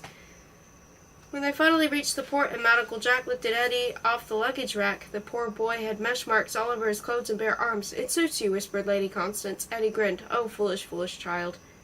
I'm allowed to say things like that because I know what's going to happen later." Somehow a porter managed to wheel Eddie's huge trunk, with Lady Constance's bags balanced precariously on top, out of the busy station with one single journey of the porter's trolley. It was similar to the one that Dawkins' gibbering Jane had used to transport Eddie's father to and from Marjorie. They passed a rag bag of street vendors trying to sell everything from newspapers and fresh-ish fruit to quack remedies which are not cures for quacking, but so-called cures that don't really offer any relief except, of course, relieving you of your money to pay for them. Nautical Jack hailed a cab of his own inimitable way. He rummaged in his coat, producing a large dried pufferfish from his pocket. He threw it with all his might at a passing cab driver, knocking the poor man's hat clean off. "Struth," said the cabby, swerving his cab in the direction of the projectile had been thrown. "I think I'd have said a lot worse if the dried pufferfish had hit me. The pufferfish gets its name from puffing out into a big spiky ball. I know the adjective spiky. A dried one of those thrown at your head could cause quite an ouch." "Who threw that?" demanded the enraged driver. "It was me," said Nautical Jack. "You can keep the change." To those who knew him, this made complete sense. He paid for everything which dried fish, and by his reckoning a pufferfish was quite high currency, more of a 20-pound note than a nickel and dime change. Of course, those who knew him also knew how to parcel up the fish and send them to Eddie's father, Mr. Dickens, who sent them to actual money in exchange. Those who didn't know Nautical Jack and his unusual ways thought that he was either someone trying to make a fool out of them, or that he was a nutter, or both, which was exactly what the angry cabby was thinking as he charged horse and cab toward the curb. "Do you take me for a kind of fool?" he demanded. "I take you to be a cab driver waiting for fare, and we are a fare waiting for a cab driver," said M.U.J., blissfully unaware that he had caused minor injury and major offense. A fare only meant payment, but also a passenger in the cab. He patted the cabby's horse. While Nautical Jack and the cab driver were talking, you can't really call it an argument because it takes two to argue, Eddie opened a door of the cab, and Lady Constance stepped inside and sat down. Next, Eddie stepped in and sat down beside her. With more strength than his sick-like body suggested was possible, Nautical Jack helped the porter heave the heavy trunk off the porter's trolley and onto the roof of the cab, and then threw Lady Constance's luggage up after it, piece by piece. The cabby knew he was beaten and let the thin, beaky man climb inside the cab without further fuss or delay. "Where to, Governor?" he asked, which is what they still teach cab drivers to say at cab driving school today. "To the Pompous Pig," said M.U.J. "She's due to set sail today." "To America," Eddie added excitedly. "Aha," said the cabby, obviously pleased to know something they didn't. "She's too big to dock in the port in this tide, so they dropped anchor at the river's mouth. You'll have to get a boat out from Muddy Straits." "I'll take you there." He switched his horse's reins, and they were off. "Muddy Straits sounds rather muddy," Eddie called out. "It did indeed get its name on account of the mud," said the cabby knowledgeably. Muddy Straits was a large area of grey damp mud, which bird watchers so love and which the rest of us find so boring that you are almost guaranteed to nowadays it would be turned into an area of special scientific interest, with its own leaflet explaining why it was important not to turn this boggy habitat into a new 4-runway airport.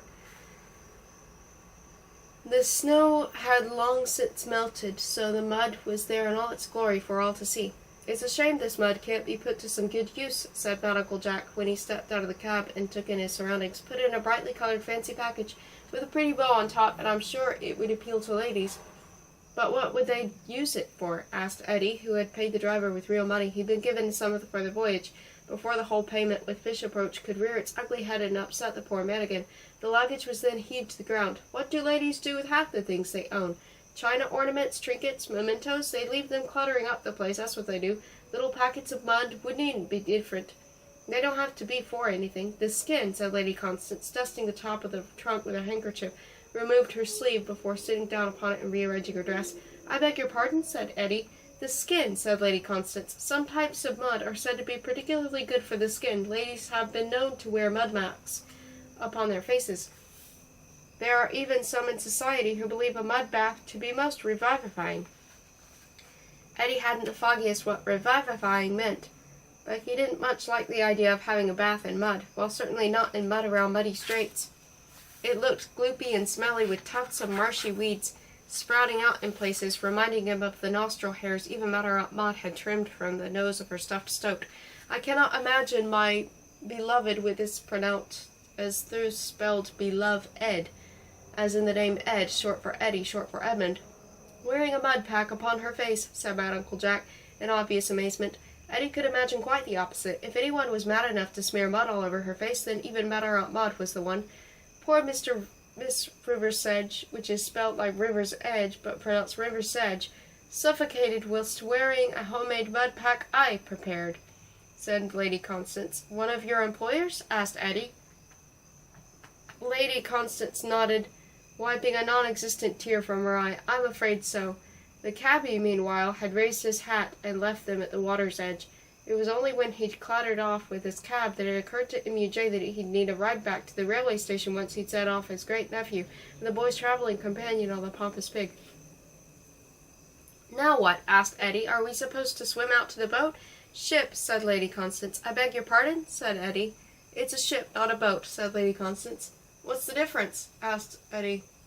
For all I know, Lady Constance was about to reply, about 3 points in Scrabble with the letters on the ordinary squares, except of course Scrabble hadn't been invented back then, because she never got to tell Eddie the difference.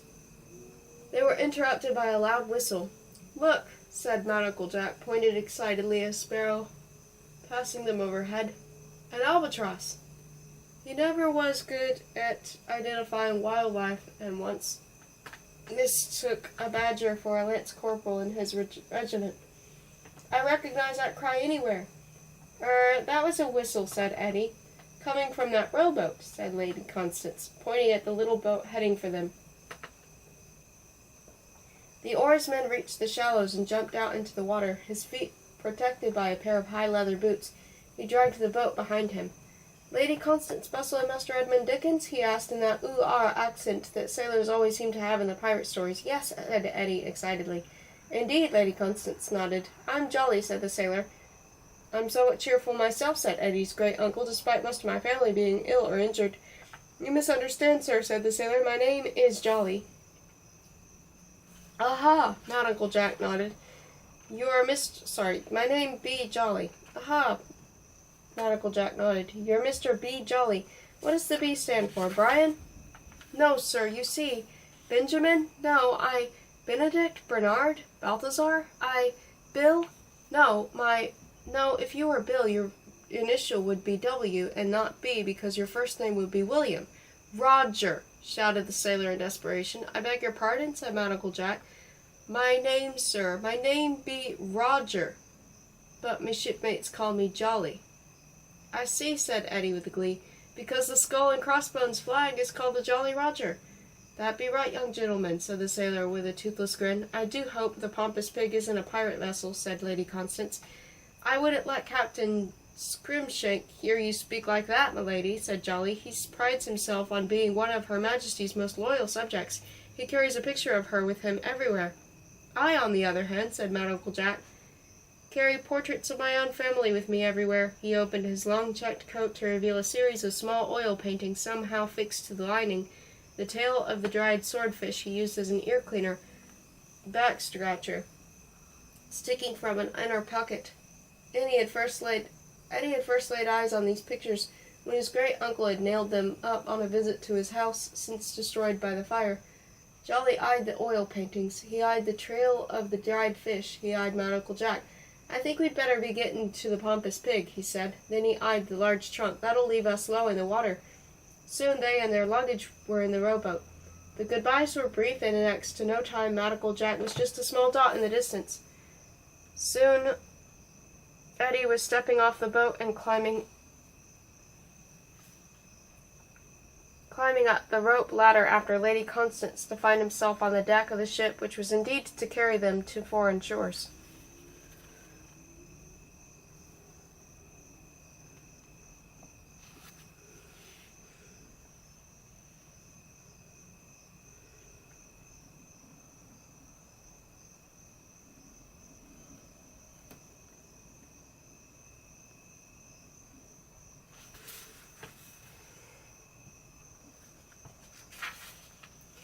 Unlike his many years at sea below decks, Eddie now had a proper cabin to himself, connected by an inner adjoining door to Lady Constance's. He had a proper bed, too, not the hammock, nor to be more accurately inaccurate, the hummock M.E.J. had predicted. According to the first mate, Mr. Spartacus Briggs, who had greeted them and shown them around the ship on their arrival, was only one other paying passenger on the board, but Eddie had yet to meet him. This was not a pleasure cruise, nor a ship full of immigrants wanting to start a new life in the fairly new, but not quite so new as it used to be, New World or the Americas. It was, first and foremost, a merchant vessel taking cargo to America with the intention of filling up the other goods in America and bringing them home to Britain. The paying passengers were an added source of income. More money, money, money for the ship's owners. When Eddie did finally lay eyes on their fellow passenger, he couldn't believe them. A feeling of horror which stared at his heels and spread all over his body like a hot flush soon engulfed him. It couldn't be, surely, but it was. There on deck stood a man he'd last seen in an arrowed suit with a ball and chain fitted to his ankle. It was the escaped convict Swags. The man's hooded eyes met his with a piercing stare. There was no doubt in Eddie's mind that the villain recognized him in turn. It was unlikely that Swags would have forgotten him. Eddie had helped in the capture of one of his fellow convicts, the leader of his little group, in fact, which has probably made him not only memorable but very unpopular too. What made matters even worse, of course, was that on board the ship there was nowhere to run.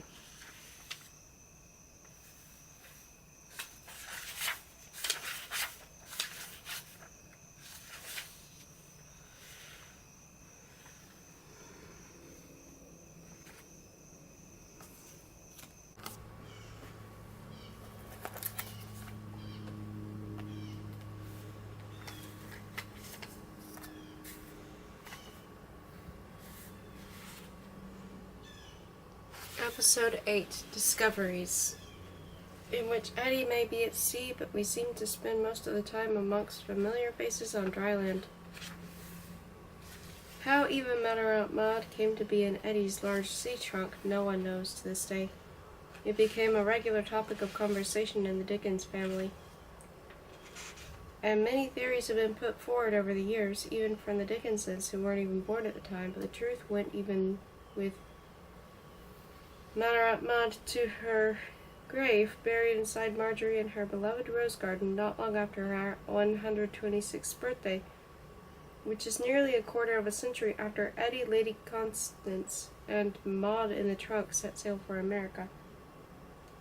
What is known is that it took nearly a week at sea before even Matter Maud had discovered aboard the Pompous Pig, because she soon vacated the trunk and moved about the ship, sleeping in a variety of places from the cook's cauldron in the galley to the crow's nest at the top of the mainmast. There have been rumors spreading around the ship of a strange being cackling to herself and taking things, but Eddie knew from experience that sailors were a superstitious bunch who drank a lot, which didn't make them the best eyewitnesses when apparently seeing things. It was only when Eddie heard a number of reports on this apparition, variously described as a water witch, and sea hag, and everything in between, wielding some kind of animal, possibly a rigid ferret, that Eddie began to fear the worst. That his great-aunt and Malcolm had somehow gotten on board. It took almost as long for the folks back at Awful End to discover that even Matter Maud had gone missing, with Mr. Dickens up his wooden scaffolding rig, shivering Jane to the stairs, and Nautical Jack back at his treehouse. Miss Dickens poodling about, doing whatever she did, and poor old Dawkins, the gentleman's gentleman, doing everyone's bidding. They probably assumed that even Matter Maud was in Marjorie, or, on finding the cow empty, had just ripped out with Malcolm for a breath of fresh air. When they did finally realize that she was well and truly gone, they had no idea where. There were no telephones, no ship-to-shore telegraphs or radios, and the word email was nothing more than a misspelling of female, and the F missing, so there was no way that those aboard the Pompous Pig could let them know she was safe and well. To put it bluntly, the folk at Awful End were baffled. She seemed to have vanished into thin air. M.U.J. went to the local police station to report his wife missing. He knew the detective inspector from a previous encounter and demanded to see him. Knowing that Mad Uncle Jack was a gentleman living up at the big house, and completely mad, of course, the sergeant in the front desk led him straight through to the inspector's office. The front desk was a new idea, and the sergeant was still in looking at it admiringly stage, and was keen to get back to it. He'd bought a tin of beeswax with his own money, and he didn't get paid very much, so this was beyond the call of duty. He intended to wax and polish the front desk at his lunch hour, which was, for some inexplicable reason, only 45 minutes long. "There's this madman to see you, sir," said the sergeant, showing J. to the inspector's office. The inspector was sitting behind his desk on a pile of gazetteers, which are a kind of book. He was a very large man, and his desk chair had recently broken under the weight of him. The detective inspector struggled to his feet. "Ah, mad Mr. Dickens," he said in greeting. "How may I be of service?" Mad Uncle Jack fumbled in his pocket and pulled out a dried halibut. A halibut is a flat fish, and therefore, if you're that way inclined, an ideal fish to write on. "My wife has disappeared," he explained. "I've made some note on her last known movements." "Disappeared, you say?" said the detective inspector. "Disappeared," J. nodded. He handed the policeman the dried halibut.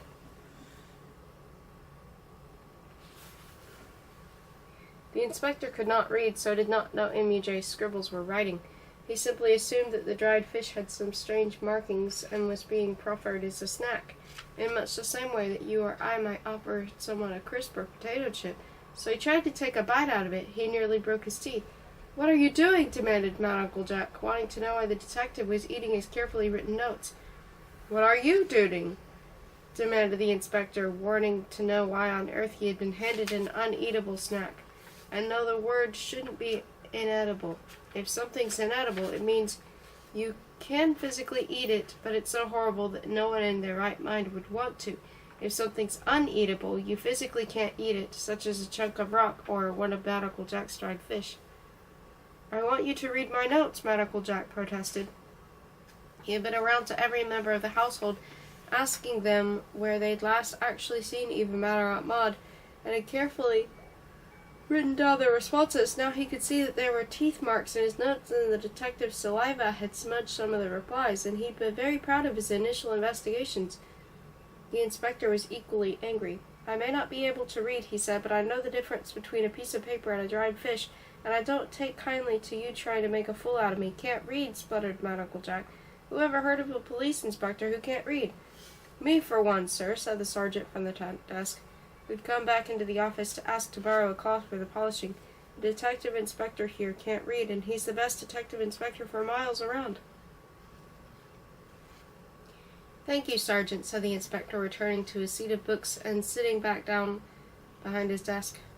"I expect you're the only detective inspector for miles around," said the clearly agitated Mad Uncle Jack.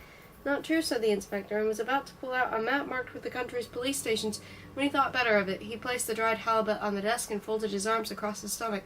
"Do please sit down, Mad Mr. Dickens, and tell me about your dear lady wife's disappearance." The detective inspector may not have been able to read, but he was certainly a good detective inspector. He listened very carefully to what J. had to say based on the facts laid out before him, made an initial hypothesis, and was not confused with initialed hippopotamus, which is a rather unlikely, come to think of it.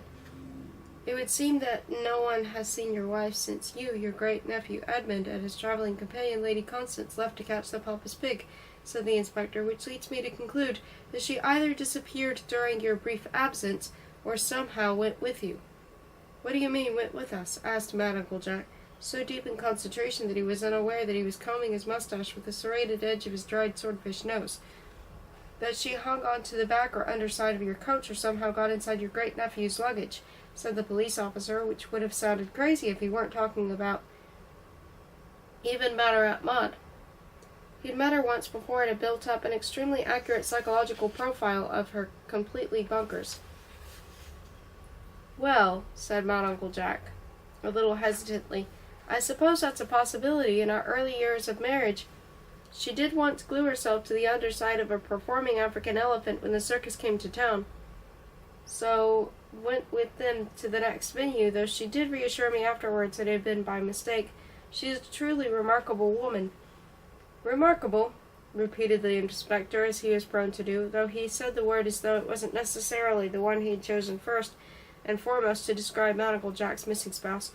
And what about the other possibility, her disappearing during my absence instead? Asked M.U.J., slipping the dried fish back into his pocket. That would be more of a coincidence, the detective pointed out, but not an impossibility. If she disappeared during the period where there were all those breakouts from Crimpin Jail and escaped convicts on the loose, I'd be concerned for her safety. But all the escapees, bar one, were recaptured a long, long time ago, and the single one still at large will have fled the district long ago, too. Now, in my professional opinion, your wife has probably ended up aboard the Pompous Pig.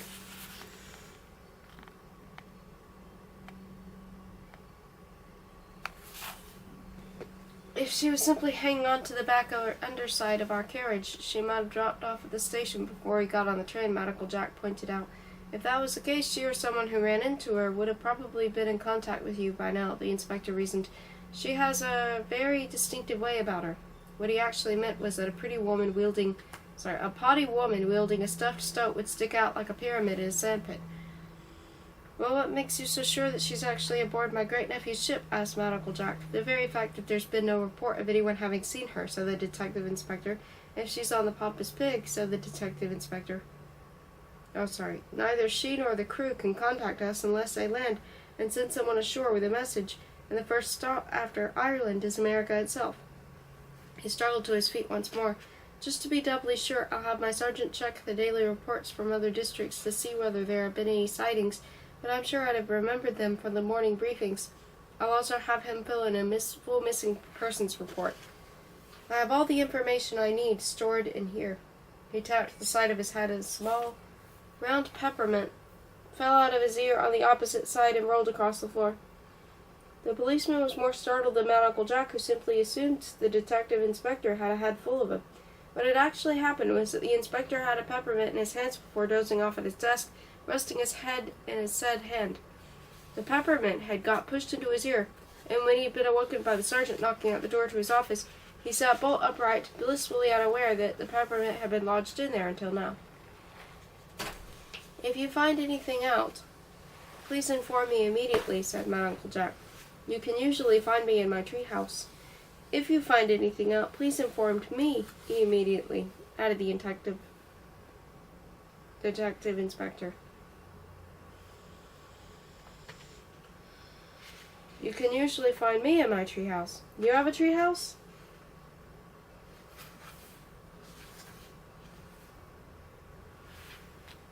Asked Monocle Jack. No, confessed the detective inspector. I don't know what made me say that, sorry.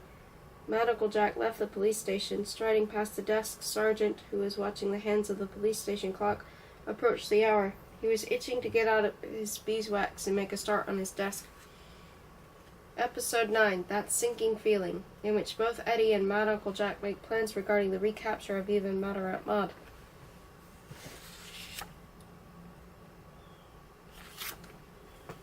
The first thing Eddie did on seeing Swags, the escaped convict, on board the Pompous Pig was to tell Lady Constance. Are you sure it's him? She asked when he told her the whole story. I'm sure, Eddie nodded, wishing that there was some room for doubt. And is Swags his real name? He thought he heard. I think it was short for Swagman, but that was only a nickname too. I believe that a swagman is an Australian drifter, said Lady Constance with a puzzled frown. That's it, said Eddie. I remember now. He was given the nickname because he'd been sent on a convict ship to Australia, but had somehow escaped back to England, only to be jailed for something else and to escape again, this time to the moors. And it looks like he's now trying to escape to America, said Lady Constance, letting it sink in. So what should we do, inform the captain? Asked Eddie. He could be dangerous. Do you know what Swags was in jail for? Asked his traveling companion. No, Eddie confessed. So he could be harmless, said Lady Constance. I've heard stories of men being convicted for stealing a loaf of bread, and I don't think a loaf thief will do much harm. He might do if he's afraid of being caught, protested Eddie. And anyway, for all we know, Swags could be a murderer. They were in Eddie's cabin, him sitting on his bed and Lady Constance in a chair. She stood up and sat down next to him on the bed, taking his hand. Eddie, she said, you don't even know his real name. You don't know what he was originally locked up for. And it's your word against his that he's an escaped convict. Do you think it would be better to say nothing? Eddie was speechless. That wasn't what he'd expected her to say at all. Not only that, he's unlikely to try to harm you if he wants to go to America, isn't he? It's in his best interest to behave himself and keep a low profile. If he goes around threatening people, he'll simply draw attention to himself. But if he does try anything, then we should go straight to Mr. Briggs or Captain Scrimshake. Agreed? Asked Lady Constance. When Eddie later told Lady Constance of his suspicions, his conviction that even Matter Maud had somehow got on board the ship, her reaction was completely different. We must warn her, that is, tell Mr. Briggs at once. We must find your poor great-aunt before she harms herself, or possibly the pompous pig. Who knows what she and that stuffed stoat of hers might get up to unchecked. They hurried off together to find the first mate. He was on the smaller upper deck, where the huge steering wheel thingy was, I don't know what the nautical term, standing by a scruffy young boy who was actually at the wheel steering the vessel. We have reason to believe there's a stowaway on board, said Lady Constance, who Eddie noticed was fluttering her eyebrows at the handsome Mr. Spartacus Briggs in a way he'd never seen her flutter them in front of anyone else. Really, Lady Constance? Asked the first mate, straightening himself to his full height in his fine uniform. Do you have any idea who it is? Young Master Edmund's great-aunt, said Lady Constance. The boy, for he was no more than that, at the wheel smirked at Eddie. He was in tattered clothes and had gaps in his teeth. He reminded Eddie of the orphans he helped escape from St. Horrid's a while back. Mr. Briggs looked disappointed. Your great-aunt, he said, turning his attention to Eddie. I'm afraid so, Mr. Briggs, he said. The first mate had insisted at their first meeting that it would be wrong to call him sir.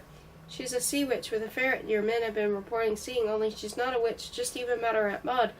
And it's not a ferret, but her stuffed stoat Malcolm. I see, said Mr. Spartacus Briggs. No, he obviously didn't. It was hard for Eddie to explain his relatives to someone who did not met them face to face. How do you think she got on board? She must have been inside my trunk, said Eddie. It was very heavy, so when I opened it after your men put it in my cabin, there was only an apple core and a single handkerchief inside. And you didn't think to report it? Asked Mr. Briggs. I mean, you didn't consider the possibility that, say, for example, some of the men aboard the ship might have stolen its contents? It was mainly clothes, said Eddie, and with the way things happen in my family, I assumed one of my relatives must simply have unpacked what I packed.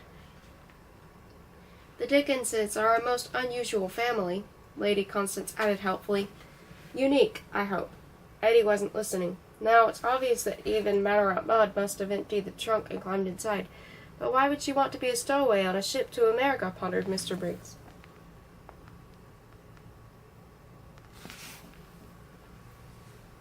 Oh, I doubt she planned anything like that, said Eddie, surprised that first mate should even consider that his great-aunt would have had anything sensible like a plan. I expect she saw the trunk and thought it was a comfortable place to have a quick sleep or some such thing. I see, said Mr. Briggs. I have just 2 more questions before I report this to the captain. Yes? Firstly, have you any idea how we might, get your great-aunt to come out into the open? I'm sorry? Asked Eddie. He means, do you have any thoughts on how they might capture her? Explained Lady Constance. A big grin spread across Eddie's face. He just had a brilliant idea. It was obvious. Why hadn't he thought of it before? He didn't had involved the crew. Shiny things, he cried. It worked before and it'll work again. Shiny things. Shiny things? Asked the boy at the wheel. Quiet, powder monkey, the first mate ordered. Concentrate on steering.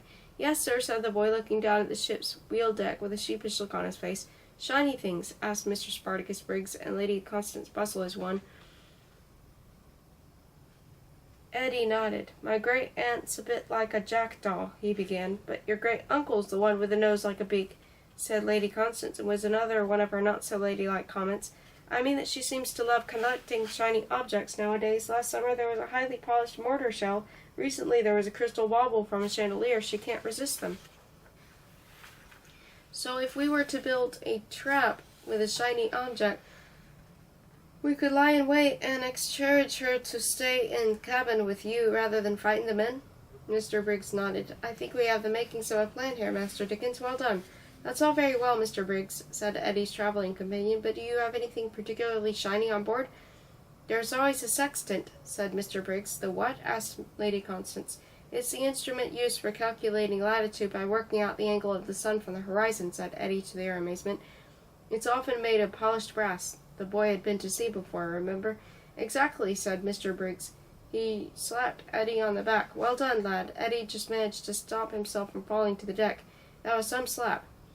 Sorry to spoil the party, said Lady Constance, but you must have been using your sextants throughout the voyage already. And, asked Mr. Briggs, it ain't attracted the dotty old lady yet, so why should it now? Said Powder Monkey, getting a thwack around the ear for his trouble. Back down to the galley with you, ordered the first mate, but he didn't look too angry. Powder Monkey scurried off between the legs, and Mr. Briggs took the wheel. He seems rather young to be steering the ship, said Lady Constance. Mr. Briggs smiled. He's really a galley hand, a kitchen helper. He's a good lad, and has been pestering me to show him the ropes. You're a kind man, said Lady Constance, fluttering those eyelashes of hers again. You have a good point about the sextant, said Eddie. We'll have to think about something really shiny to bring even Maud out of hiding. With one hand on the wheel and his eyes on the horizon, not literally, of course, or they'd have been on very long stalks, the first mate rubbed his chin, deep in thought. I can think of just one thing to attract her, he said. The shiniest of shiny things. It can't fail, but I must talk with Captain Scrimshank first. Excellent, said Lady Constance. What was your second question? Asked Eddie. I beg your pardon? You originally said you had 2 questions for me, Mr. Briggs. Ah, yes, said the first mate. I was wondering why you didn't have any clothes on. Of course, Eddie wasn't naked. He was almost naked. He was in his undies, but that was still a very odd way for a paying passenger back then to be wandering about a ship. As I said, Mr. Briggs, all my clothes were missing from my trunk. I've only got the ones I came on board with, and Lady Constance has kindly washed those because they were beginning to smell a little ripe, said his professional companion, finding the right words. They're currently drying in the rigging. She nodded in the direction of one of the masts, where, sure enough, Eddie's clothes were tied to a rope like flags fluttering in the breeze. Remarkable, said Mr. Briggs, truly remarkable. Now, if you will excuse me, I shall have Jolly take the wheel, and will consult the captain about our plan. Despite his various aches and pains from attacks with toasting fork and a stuffed stoat, Nautical Jack somehow made it to the top of his nephew's wooden scaffolding rig in the hallway of Awful End. Eddie's father was, of course, lying at the top, busy painting something that looked suspiciously like, you guessed it, a liver sausage. We have to get her back, said Nautical Jack. I can't live without her for that long, you know.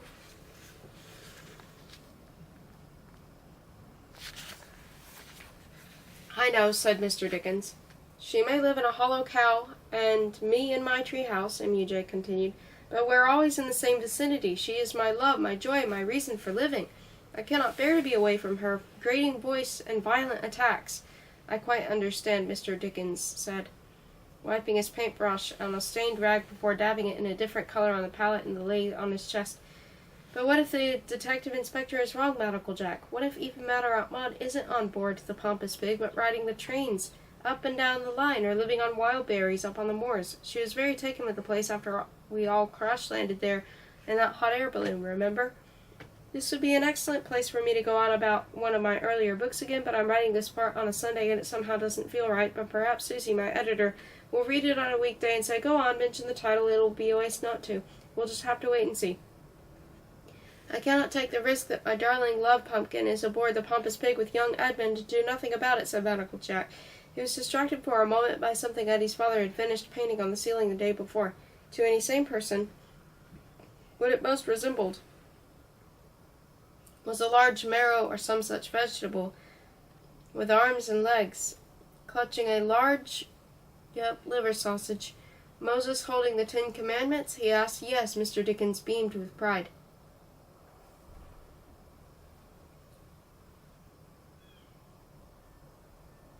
Such delicate brushwork, said Uncle Jack. Breathtaking. He began to wheeze. But how can anyone hope to catch up with Simon's ship? Asked Mr. Dickens. By Simon he of course meant his son.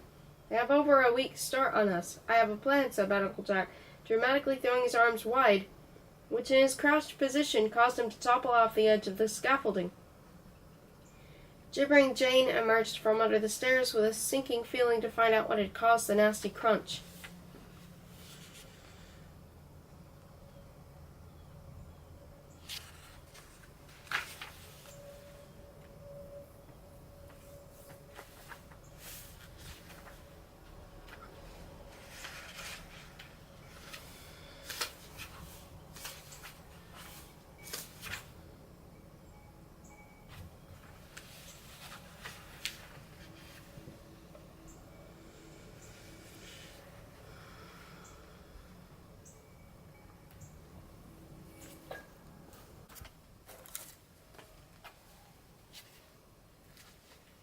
Episode 10. Dazzling Events, in which not only even Matter-Out Maud shows an interest in a priceless shiny thing. Later that same day, Eddie and Lady Constance were taken to the captain's cabin. In fact, Captain Scrimshank had a suite of rooms, including the dining room where Eddie and Lady Constance ate their evening meals with the captain and the first mate, served by the steward. They'd only been in this room once before, though, and that had been when they had first been introduced to Scrimshank. It was like an office with a big table laid out with charts, a compass on some kind of gyroscope, so that it was always level, even when the ship listed, which is nautical maritime sailor speak for tilted or rocked about, and various other brass implements, from a magnifying glass to a pair of dividers. There were books and shelves on the walls and a small safe in the corner by the door. Behind the captain and his table were the biggest windows in a ship where some of the rooms below decks had none. Captain Scrimshank was busy writing in a ledger marked logbook as Mr. Briggs knocked on the door and let Eddie and Lady Constance into the cabin. He was dressed as he always dressed, in a beautifully clean and pressed uniform, which looked fresh on that morning. Eddie had never actually seen Captain Scrimshank do much except walk about the various decks once in a while, with his hands clasped behind his back, while the men acknowledged him with a salute, a nod, a greeting, or of captain, or all three. He certainly looked the part, though. Eddie could imagine him being a Royal Navy captain with a ship bristling with cannons, rather than the captain of a clipper, a merchant ship. When Eddie had been confused with what other trunk all those years ago and first sent to sea, the sailing ship he'd been on had been entirely made of wood. Although at first glance the pompous pig also looked wooden, ships were referred to as though they were wooden back then, something that only changed at Lloyd's of London. The mighty ship insurers in the year 2002, which sounds pretty recent to me, was what was called a composite, planks of wood over an iron frame. If you think it odd that Eddie and Lady Constance were traveling in a sailing ship, relying on the wind and the currents long after steamships had been invented, I should point out that a nifty sail-powered clipper could easily do 16 to 18 knots an hour, a knot being a measure of distance, as well as something to do with a string, whereas back then most big, bulky steamships could only do a mere 12 knots and needed to carry huge amounts of coal to burn. Mr. Briggs tells me that you have a plan for enticing your errant great-aunt out of hiding, said Captain Scrimshank, rising from his seat and nodding in deference to Lady Constance, pausing for a brief second or two to admire his features in a small circular-looking glass riveted to the wall. And that's something shiny is in order. The shinier the better, Captain, said Eddie, still in his underwear because his dried clothes had mysteriously gone missing. The captain unbuttoned the top of his tunic and pulled a gold chain from around his neck. On it was a large key. He handed it to Spartacus Briggs. "If you would do the honors, Mr. Briggs," he said, while Mr. Briggs took the key and proceeded to open the safe with it. Captain Scrimshank continued to talk. "Are you aware what cargo it is we are carrying to America on this particular voyage?" he asked. "From what I was able to gather from your men, you have a cargo full of shoes," said Eddie. "Left shoes," added Lady Constance. "Exactly right," said the captain. "A recently mechanized shoe factory in Nottingham ran into serious problems with its machinery and could only produce shoes for the left foot as opposed to matching pairs. This would have led to serious financial losses and even the loss of jobs had it not been for the brilliance of the owner's son, young Mr. Dunkel, as opposed to the owner himself, who was called old Mr. Dunkel. That is, Mr. Dunkel's Jr. was aware of the newly opened Oops Hospital in Boston, Massachusetts, set up specifically for those who have lost limbs in accidents. He has secured the sole contract, no pun intended, for supplying shoes for one-legged patients whose remaining leg is out of the left variety. The patients are delighted to be wearing the latest fashions. The hospital is delighted at the reasonable price they have agreed upon, and Dunkel Footwear of Nottingham are delighted that their future is safe. How very Eddie wondered what the captain's antidote had to do with even a Matter-Out Maud situation, unless some of these left shoes had very shiny buckles that were placed in the safe for safekeeping, hence the word safe. "Interesting," he said. "Interesting in that the shoes are not the only cargo," said Captain Scrimshank, with a dramatic air. Mr. Briggs had opened the safe and pulled out a red leather box about the size one could hold a single cricket ball. He handed it to the captain with great care. "There is also this," said the captain, twisting a gold clasp and slowly opening the lid of the box, "and it is worth more than this entire ship and all those shoes put together." Eddie actually gasped. There, nestling in the crushed velvet lining of the box, was a dazzling jewel. It reminded Eddie of the bauble from the chandelier, but that had been cut crystal glass. This was obviously a real diamond, sparkling like fire, and at the very center was a flaw, a dark blemish of naturally foreign mark in the almost perfect shape of a cartoon dog's bone. It's beautiful, said the stunned Lady Constance. Even more beautiful than I ever dreamed possible. Surely this must be the world-famous dog's bone diamond? The captain nodded proudly, so named because of the shape of the flaw at the very heart of it. It was recently purchased from its British owner by Dr. Eli Bowser, the American dog food tycoon, and we aboard the Pompous Pig have been given the honor and responsibility of transporting it. Wow, said Eddie, which wasn't an everyday Victorian expression, but neatly summed up how he felt. But why no armed guards? Surely a steamship would have been more reliable? He was a bright kid. As a precaution, the captain explained, as a subterfuge, if you like. 2 days after we set sail, it was announced to the British and American press that the dazzling dog's bone diamond was being sent to America with an armed escort aboard the American steamship Pinecone. There are indeed 2 detectives from the Pickleton Detective Agency now aboard the Pinecone, and they are indeed guarding the so-called diamond, but even they don't know that it is a fake. If there are any crooks out there, their attention will be centered on the wrong ship. Eddie immediately thought of the escaped convict Swags aboard this ship. He knew that he must say something at once. He was about to speak, but his traveling companion got him first. Was your idea to use this as the shiny bait to lure out Master Edmund's great-aunt? Asked Lady Constance, her eyes still on the diamond and nothing else. Yes, said the captain, unless someone's flying overhead in a hot air balloon. Our secret is going to remain on board. We're still a good few days from land. Once again, Eddie opened his mouth to mention the possible dangers of Swags, and once again Lady Constance managed to jump in first. Too dangerous, Captain, she said. What if this great aunt actually managed to get a hold of it before we could stop her and threw it overboard?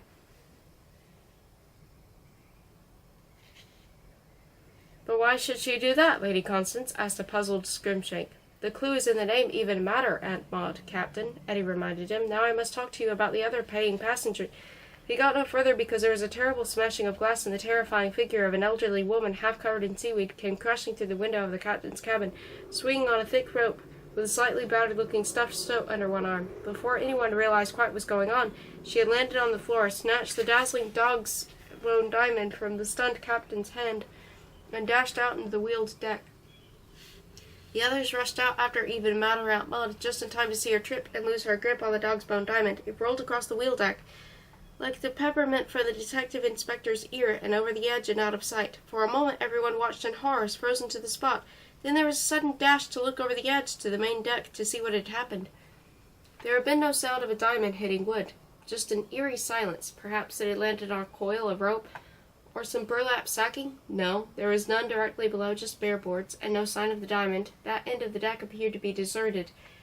Captain Scrimshank whimpered, whilst Mr. Briggs was already running down the wooden ladder, joining the decks, 2 rungs at a time. Powder Monkey and Eddie, meanwhile, were helping even Matter Aunt Maud to her feet. Fortunately, she seemed none the worse for wear, for having lived rough, swung Tarzan-like through a window and fallen on the deck, but at least it had subdued her. It was only later that it occurred to Eddie that Lady Constance was nowhere to be seen. Despite a ship-wide search, there was no sign of the missing diamond, and the captain was beside himself. Now there's a phrase it's impossible to act out in real life without the aid of mirrors with anguish. Considering even Matter Aunt Maud had been a stowaway entirely to blame for the gem's loss, Eddie thought the captain was being incredibly reasonable about the whole thing, simply confining her to Eddie's quarters and insisting that Eddie not leave her alone for 1 second. The frustrating part was that Scrimshank wouldn't let Eddie get a word in edgewise concerning his suspicions about Swag, suspicions that now included the one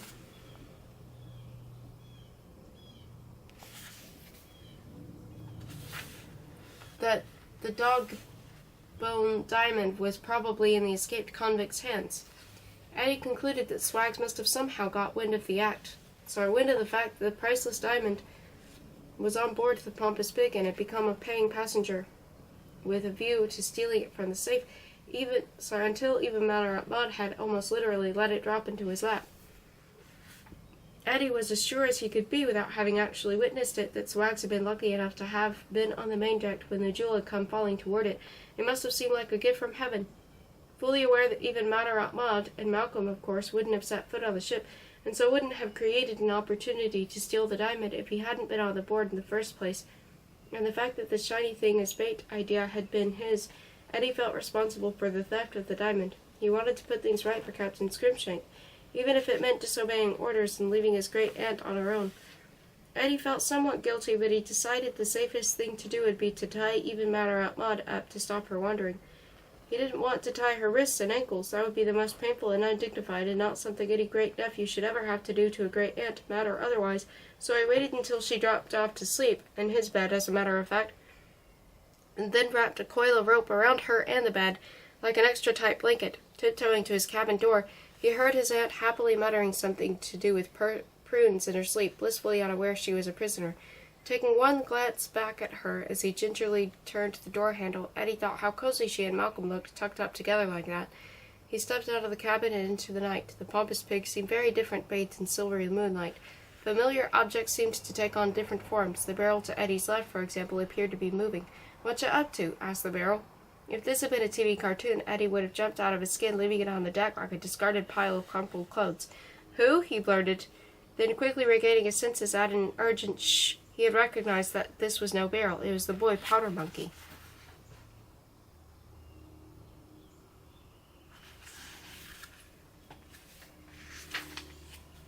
"I'm sure has heard the Catlins tell you to stay with that dotty old lady of yours," whispered the galley hand with a wicked grin. "Do I know you?" asked Eddie. "Have we met before? Somewhere on dry land, I mean? You do look very familiar." "Course we have," said Powder Monkey. "The last time you saw me I was hitting some strange bloke with a cucumber." It all made sense in an instant. "You're an orphan from St. Horrid's Home for Grateful Orphans," said Eddie, a little louder than he should have with all that excitement. "That's right," whispered the boy, "and you're the ones that's helped us all escape in that. What's you up to this time?" Eddie quickly told his new ally about Swags's belief that he must have the gym. "With you to help me, that should make things a whole lot easier," Eddie concluded. "How's that?" asked Powder Monkey. "If you could knock on this door and get him out of his cabin, making some excuse about Mr. Briggs wanting to see him, and then leading him on some wild goose chase to around the ship, that should give me time to search it for the missing diamond." "But I don't have no goose," said Powder Monkey. "No, what I meant was, and if I did, it'd be a tame goose, not a wild one. No, I simply meant, and what if Mr. Swags didn't want to chase it anyways?" Eddie grabbed Powder Monkey by the shoulders. "Forget the goose," he hissed.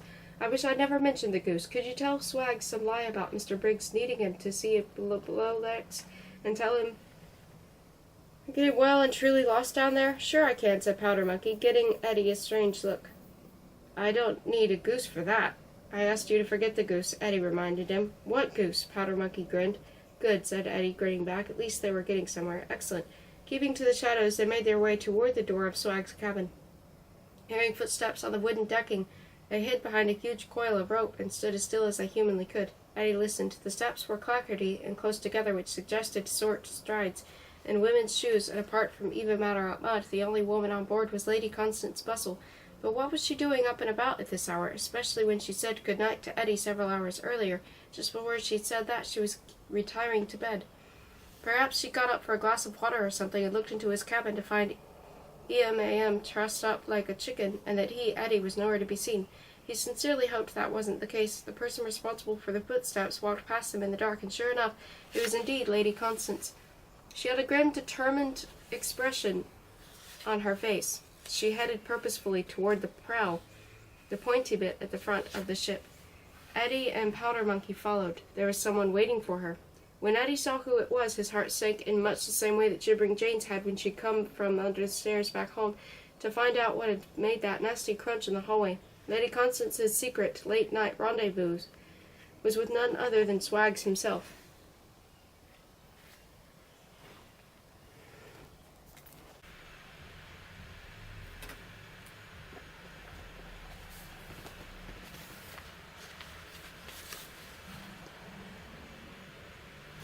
Going Overboard, Episode 11, in which various characters pick themselves up, dust themselves down, and start all over again. Fortunately for Mad Uncle Jack, he was none the worse for falling from Eddie's father's scaffolding rig because he landed on top of Dawkins, awful Stoodleman, thus cushioning the impact.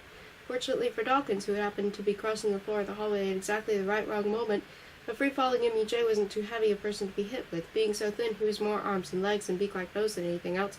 Still, it's not very pleasant having anyone land on top of one unexpectedly, and poor old Dawkins ended up in bed for 6 weeks as a result.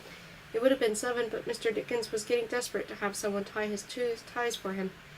Because Dr. Humple didn't want to move Dawkins too far from the scene of the accident for fear of doing him more harm than good, and because it was agreed that Gibbering Jane should be the one to look after him, Dawkins' bed was brought downstairs. The head was stuck through Okay, the head end was stuck through the doorway to the cupboard under the stairs so Jane could feed him, mop his brow, etc., while still being able to remain in familiar surroundings. The rest of the bed stuck out into the hallway. Sometimes Eddie's father would shout down with words of encouragement flat on his back from high above. Nautical Jack and Eddie's mother, Miss Dickens, meanwhile, were on a steamship heading in the direction of America. Yep, you read that right. That's what the picture at the beginning of this episode is all about. Unable to bear any more time apart from his beloved Maud than absolutely necessary, M.U.J. had decided to set off in hot pursuit of the pompous pig. He had chartered the steam glider, Belch 2, because of its speed. Without going into too much boring detail, which would require a few diagrams and pages of explanation, when there are less than 21 left to finish the entire story. Suffice it to say that what powered the engine of a steam vessel was, as you might possibly have guessed without a degree in mechanical engineering, steam, and what created the steam was water heated to a boiling point by burning coal. The problem arose if you had to go any great distances. You need an enormous amount of coal. You didn't need a big ship simply to carry passengers. You needed it big to house the fuel to make it go anywhere in the first place. Whilst people were out on decks, sipping lovely drinkies and saying, "Ain't it a beautiful morning?" gangs of men were down in the bowels of the ship, stoking the boilers, not with an unwanted tally sticks, but with shovel of coal. Fortunately, this was sort of solved when a new kind of steam engine called a double expansion engine was invented, and made much more use out of the same amount of steam as the mathematically minded amongst you will have gathered. This meant more distance or speed for less coal. The Belch 2 was designed and built by Tobias Belch, who later became Sir Tobias and is best remembered today for having invented one of the first watches to be worn on the wrist, rather than kept on a chain or in the pocket, though unfortunately it was too steam-powered and would cause nasty burns. His steam glider had an even newer and more remarkable engine, which he called the quadruple expansion engine, or Sweet Nancy, when he was whispering to it to try to encourage it to go faster. This, he claimed, needed so little coal that the Belch 2 could be smaller and faster, and the steam glider had quadruple propellers too, which apparently was also a good thing. The fact that Sir Tobias, the playing Mr. Belch, was a person way ahead of his time was borne out by the fact that he wore shorts instead of trousers. Not only that, they had a bright flowery pattern on them. He was sporting a pair of such shorts as he steered the Belch 2 with one hand and consulted a navigational chart with the other.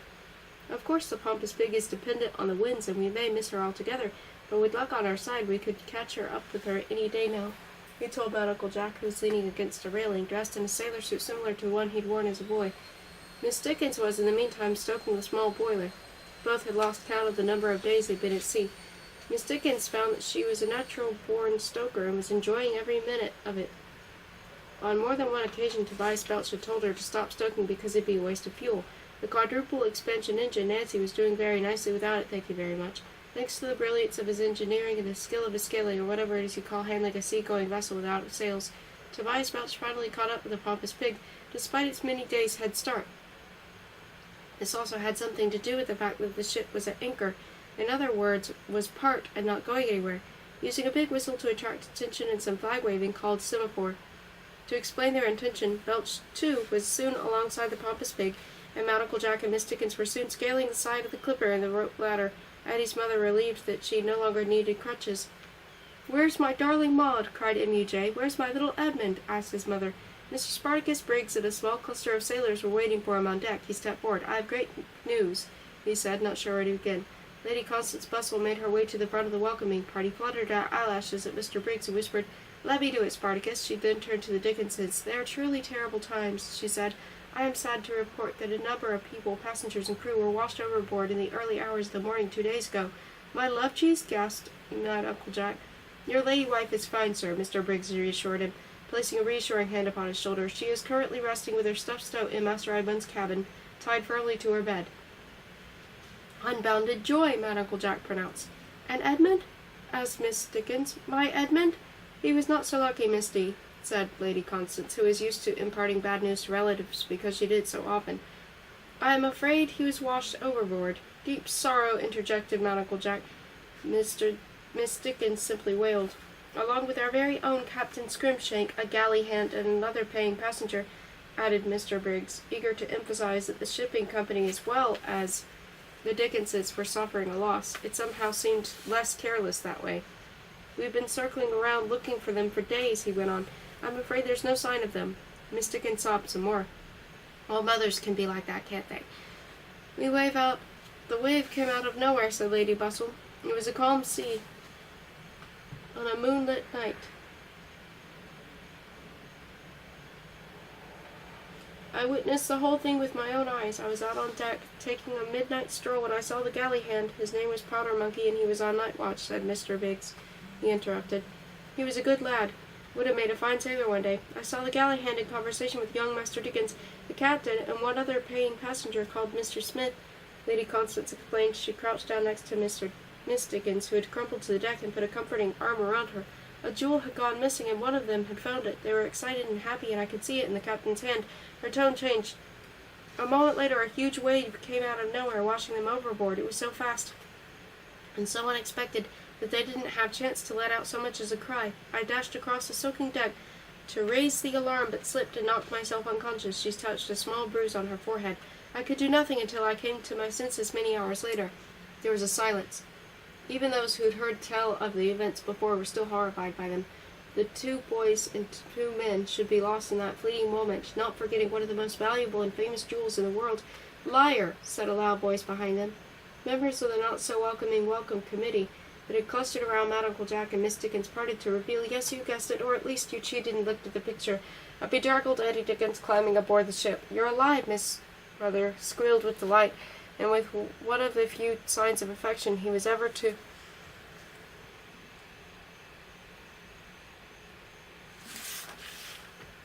receive from her. She threw her arms around him and squeezed him tight. "You smell of turtles," she added. Eddie's mother never ceased to amaze him. How did she know what turtles smelled like? But she was right. He'd ridden on the back of a turtle through the waves to get back to the ship. He'd had to help with steering, of course, because he had a specific destination and couldn't talk turtles, or whatever turtles speak, and I'd never even heard one make a noise. But it was very friendly and seemed to thoroughly enjoy the whole experience. Lady Constance is a liar. If her plan had worked, he'd be a murderer too, shouted Eddie. "Don't worry, Mr. Briggs. The captain and the others are alive and well and ready for rescue." "The boy is clearly deranged," said Lady Constance. "Loopy, gaga, the whole dreadful experience has turned his mind." "I think I might be able to prove it," said Eddie, walking towards her across the deck, leaving a trail of sea-water behind him. Despite her being much taller than him and him not carrying any type of weapon, she backed away. She knew what he was going to say next. "How?" asked Mr. Briggs uncertainly. He looked from the supposedly drowned boy to the entitled lady. "She said that the dog's bone diamond was washed overboard, but I know where she's hidden it. She's bragging about it, taunting us with it." He paused. "Before she forced us into the leaking rowboat." The crowd, made up of many more sailors who'd come to see what all the fuss was about, gasped, which is nice because it adds to the drama. Even if they hadn't gasped, I might have said they did, just to make it sound better. But they did, anyway, so I don't have to. "Potty, I tell you," cried Lady Bustle. "The boy's gone potty." Mr. Briggs looked at her sadly. "Then you won't mind if he shows us where he thinks it is," said Mr. Briggs. The still dripping Eddie led the way to his cabin and threw open the door. Even Ardagh was still lashed to the bed as Eddie left her 2 nights previously. "About time, too," said his great-aunt, as everyone piled into the cabin. "I am due to marry the Archbishop of Canterbury at midday and must have my mustache curled." "My dreamboat," said Mad Uncle Jack, throwing his arms around her tightly trussed body. "Remove this man," shouted Mad Aunt Maud. "Have him shot," but Eddie wasn't listening. He pulled Malcolm the stuffed stoat out from beside her and pointed to some bright red stitching. "Unpick that," he said. Lady Constance made a dash for the cabin door, only to find it barred by Jolly Roger. "I think you'd better be waiting here, my lady, until Mr. Briggs says otherwise," he said. Briggs produced a knife from his pocket and cut through the stitching with one swipe of the blade. Mad Aunt Maud's eyes were widened in horror. "Murderer!" she cried. "Don't worry," Eddie reassured her, feeling inside the stuffed stoat and pulling out the dog's bone diamond with a triumphant flourish. "A bit of fresh stuffing and Malcolm will be as right as rain." "How on earth did he swallow that?" cried even Mad Aunt Maud. "Silly, silly boy." Mr. Briggs took the fabulous jewel and held it up in front of Lady Constance's face. "How do you explain this?" he asked. Anyone could have put it there," she protested. "But you said you saw it being washed overboard," Mr. Briggs reminded her. "I saw him go overboard too," said Lady Constance, "and he's back." "The stitching," said Eddie. "Look at the stitching." "That doesn't tell you anything," said Lady Constance. "It looks perfectly normal stitching to me, cleverly concealed if one didn't know where to look, which you somehow and somewhat suspiciously did." "Master Edmund, cleverly concealed," said a puzzled Mr. Briggs, and there were a few minutes for the assembled company. So murmurs. Malcolm ate something that didn't agree with him, and Eddie and that nice man operated to remove it. Even matter Aunt Maud was retelling about Uncle Jack, who was now busy untying her. Both seemed blissfully unaware of the drama unfolding around him. Eddie held up a piece of cut thread from the stitching. "It's bright red and doesn't match Malcolm's fur in the slightest," he said. "But when we first met, Lady Constance told me that she has Dalton's disease, which means that she has a kind of color blindness." "I mistakenly thought that the stitching blended in with the ferret's fur," said Mr. Briggs. He then added an ouch because even Matter Aunt had just hit him over the head with Malcolm. "He's a stoat," she told him.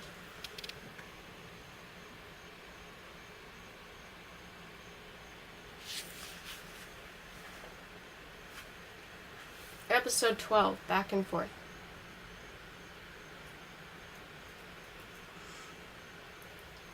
In which we go backward and forward in order to make sense of it all.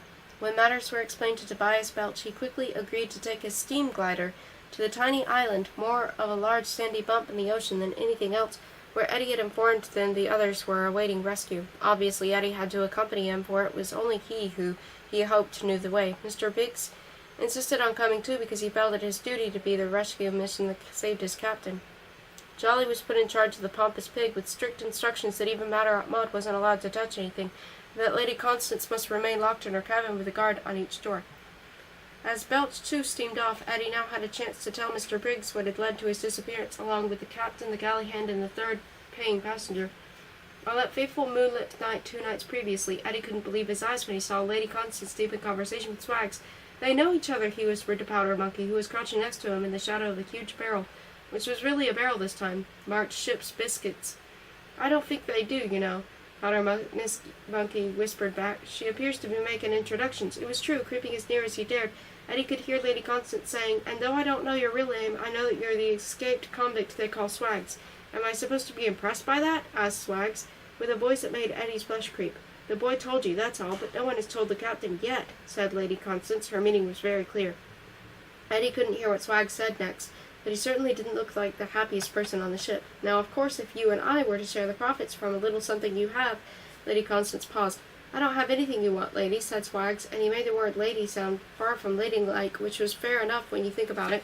Eddie's official traveling companion was turning out to be on the nasty side of not so nice, and as those of you reading these pages in order will already know, her worst was yet to come.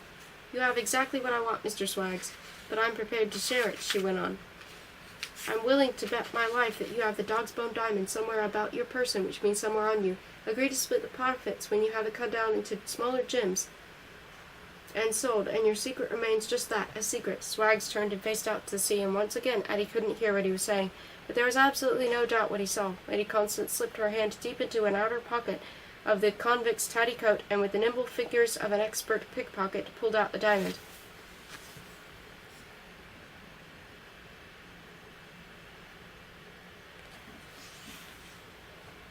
When Swags realized what had happened, he raised his arm as if to hit her and grabbed his wrist. And she grabbed his wrist. "If you think I came into this meeting armed with nothing more than a hatpin, you've seriously underestimated me," she hissed. Eddie decided that it was time to report what he'd found to the captain. Leaving Powder Monkey to keep an eye on Swags and Bustle, Eddie found the captain in his cabin. Despite the hour, he was still seated at his chart-covered table and still fully dressed in his splendid uniform. What was slightly most impressive was that he was asleep, his head resting face down in a plate of cold shepherd's pie, and no, like the badger back on page 7, "I'm afraid I can't tell you what the poor shepherd died of." When Eddie woke, Scrimshank told him about the 2 villains and the dog's bone diamond. The captain was out of his chair and out of the cabin before Eddie had time to think. "Shouldn't we get reinforcements?" he asked the captain, trying to keep up. "I can handle this pair," he reassured Eddie with confidence. The confidence was, of course, completely unfounded. By the time Eddie and Captain Scrimshank reached Lady Constance and Swags, the scheming twosome, oh, isn't that a nice phrase, had already discovered Powder Monkey lurking nearby. Without Eddie there to hold him back, the ex-St. Horace Home orphan had become overconfident and less cautious. Swags had grabbed the boy, so he had ready-made hostage the moment Eddie and the captain arrived on the rest scene. "Put that boy down," the captain shouted. Swags, who was holding Powder Monkey by the scruff of the neck, now lifted the boy over the edge of the ship. "And no any more shouting, the boy goes in the water," he warned.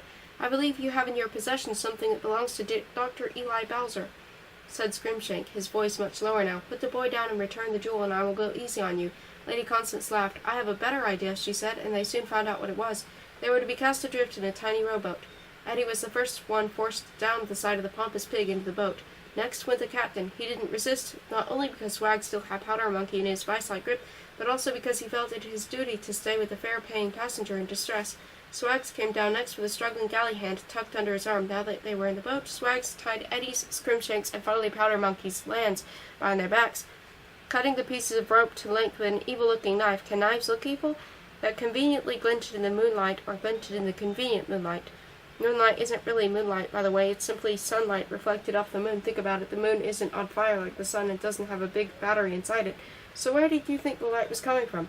Now where were we? Yep, that's it. Eddie, Scrimshank, and Powder Monkey bound. And whilst I was doing "Is this moonlight, moonlight?" bit, I gagged so they couldn't cry for help once cast adrift. That done, Swags began to climb up back the side of Pompous Pig. A surprise greeted him at the top of the ladder. Lady Constance gave him a swift bash on the head with this dog's bone diamond, and diamond is the strongest element known to humankind. The escaped convict fell into the sea with a splash, loud enough to attract any sailor on night watch. The only trouble being that Powder Monkey was the one who was on watch, and there wasn't much he could do about it.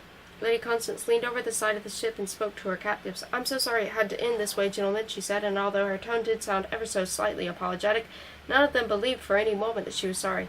"You will be pleased to know, Master Edmund, that I have thought of the ideal place to hide the diamond. It's a place no one will ever think of looking, and once your dear sweet batty great aunt is untied, no one will be able to get near. I shall stitch it up in that stuffed ferret of hers." "Ah!" cried Eddie, which is what it sounds like if you try to say "stoked" through a gag when tied up in a rowboat set adrift on the Atlantic Ocean, or at least it did in Eddie's case. As it turned out, Lady Constance's cruelest act was what saved them all that night. Gagged, Eddie and his companions in the rowboat couldn't shout to attract attention or speak to each other. Bound, they couldn't take out the gags or untie each other, let alone swim. But Swags was neither bound nor gagged. After what seemed like ages, the tiny rowboat had drifted almost out of sight of the Pompous Pig, and the three that had given up trying to make each other understood through their gags. What was worse was that the boat appeared to have sprung a leak. Perhaps it had always been there, but now it was beginning to fill the bottom of the boat with sea water. Or should that have been ocean water? I doubt it makes much difference when you're drowning.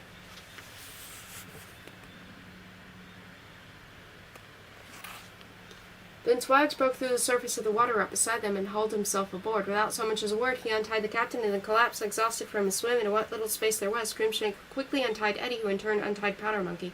Eddie eyed the half-sleeping Swags and cut from the dog's bone diamond, sending a trickle of blood down his forehead. "He probably saved our lives," said Eddie. "What little good it'll do him," said the captain. "He put us in the predicament in the first instance, which means he got us into this mess." "It probably is too late to save us now anyway," said a sad and dejected Powder Monkey, who was still feeling guilty for himself, caught in being the hostage that made the others do as they were told. But as we of the all's well that ends well persuasion already know, it wasn't too late. By luck or fate or a fluke of geography, when the bower had said to abandon the boat, then sinking and made a swim for it, a tiny island, aka sandy hummock, not hammock, haven, had come into this view within swimming distance, and they all made there. Within a matter of hours, Captain Scrimshank's uniform had dried, and with a little help from Powder Monkey, looked as good as new. Swags had lost his knife in the fall of the Pompous Pig, and his dignity, too. He had saved the others because he'd needed them as much as they needed him, now that he'd been double-crossed by Lady C.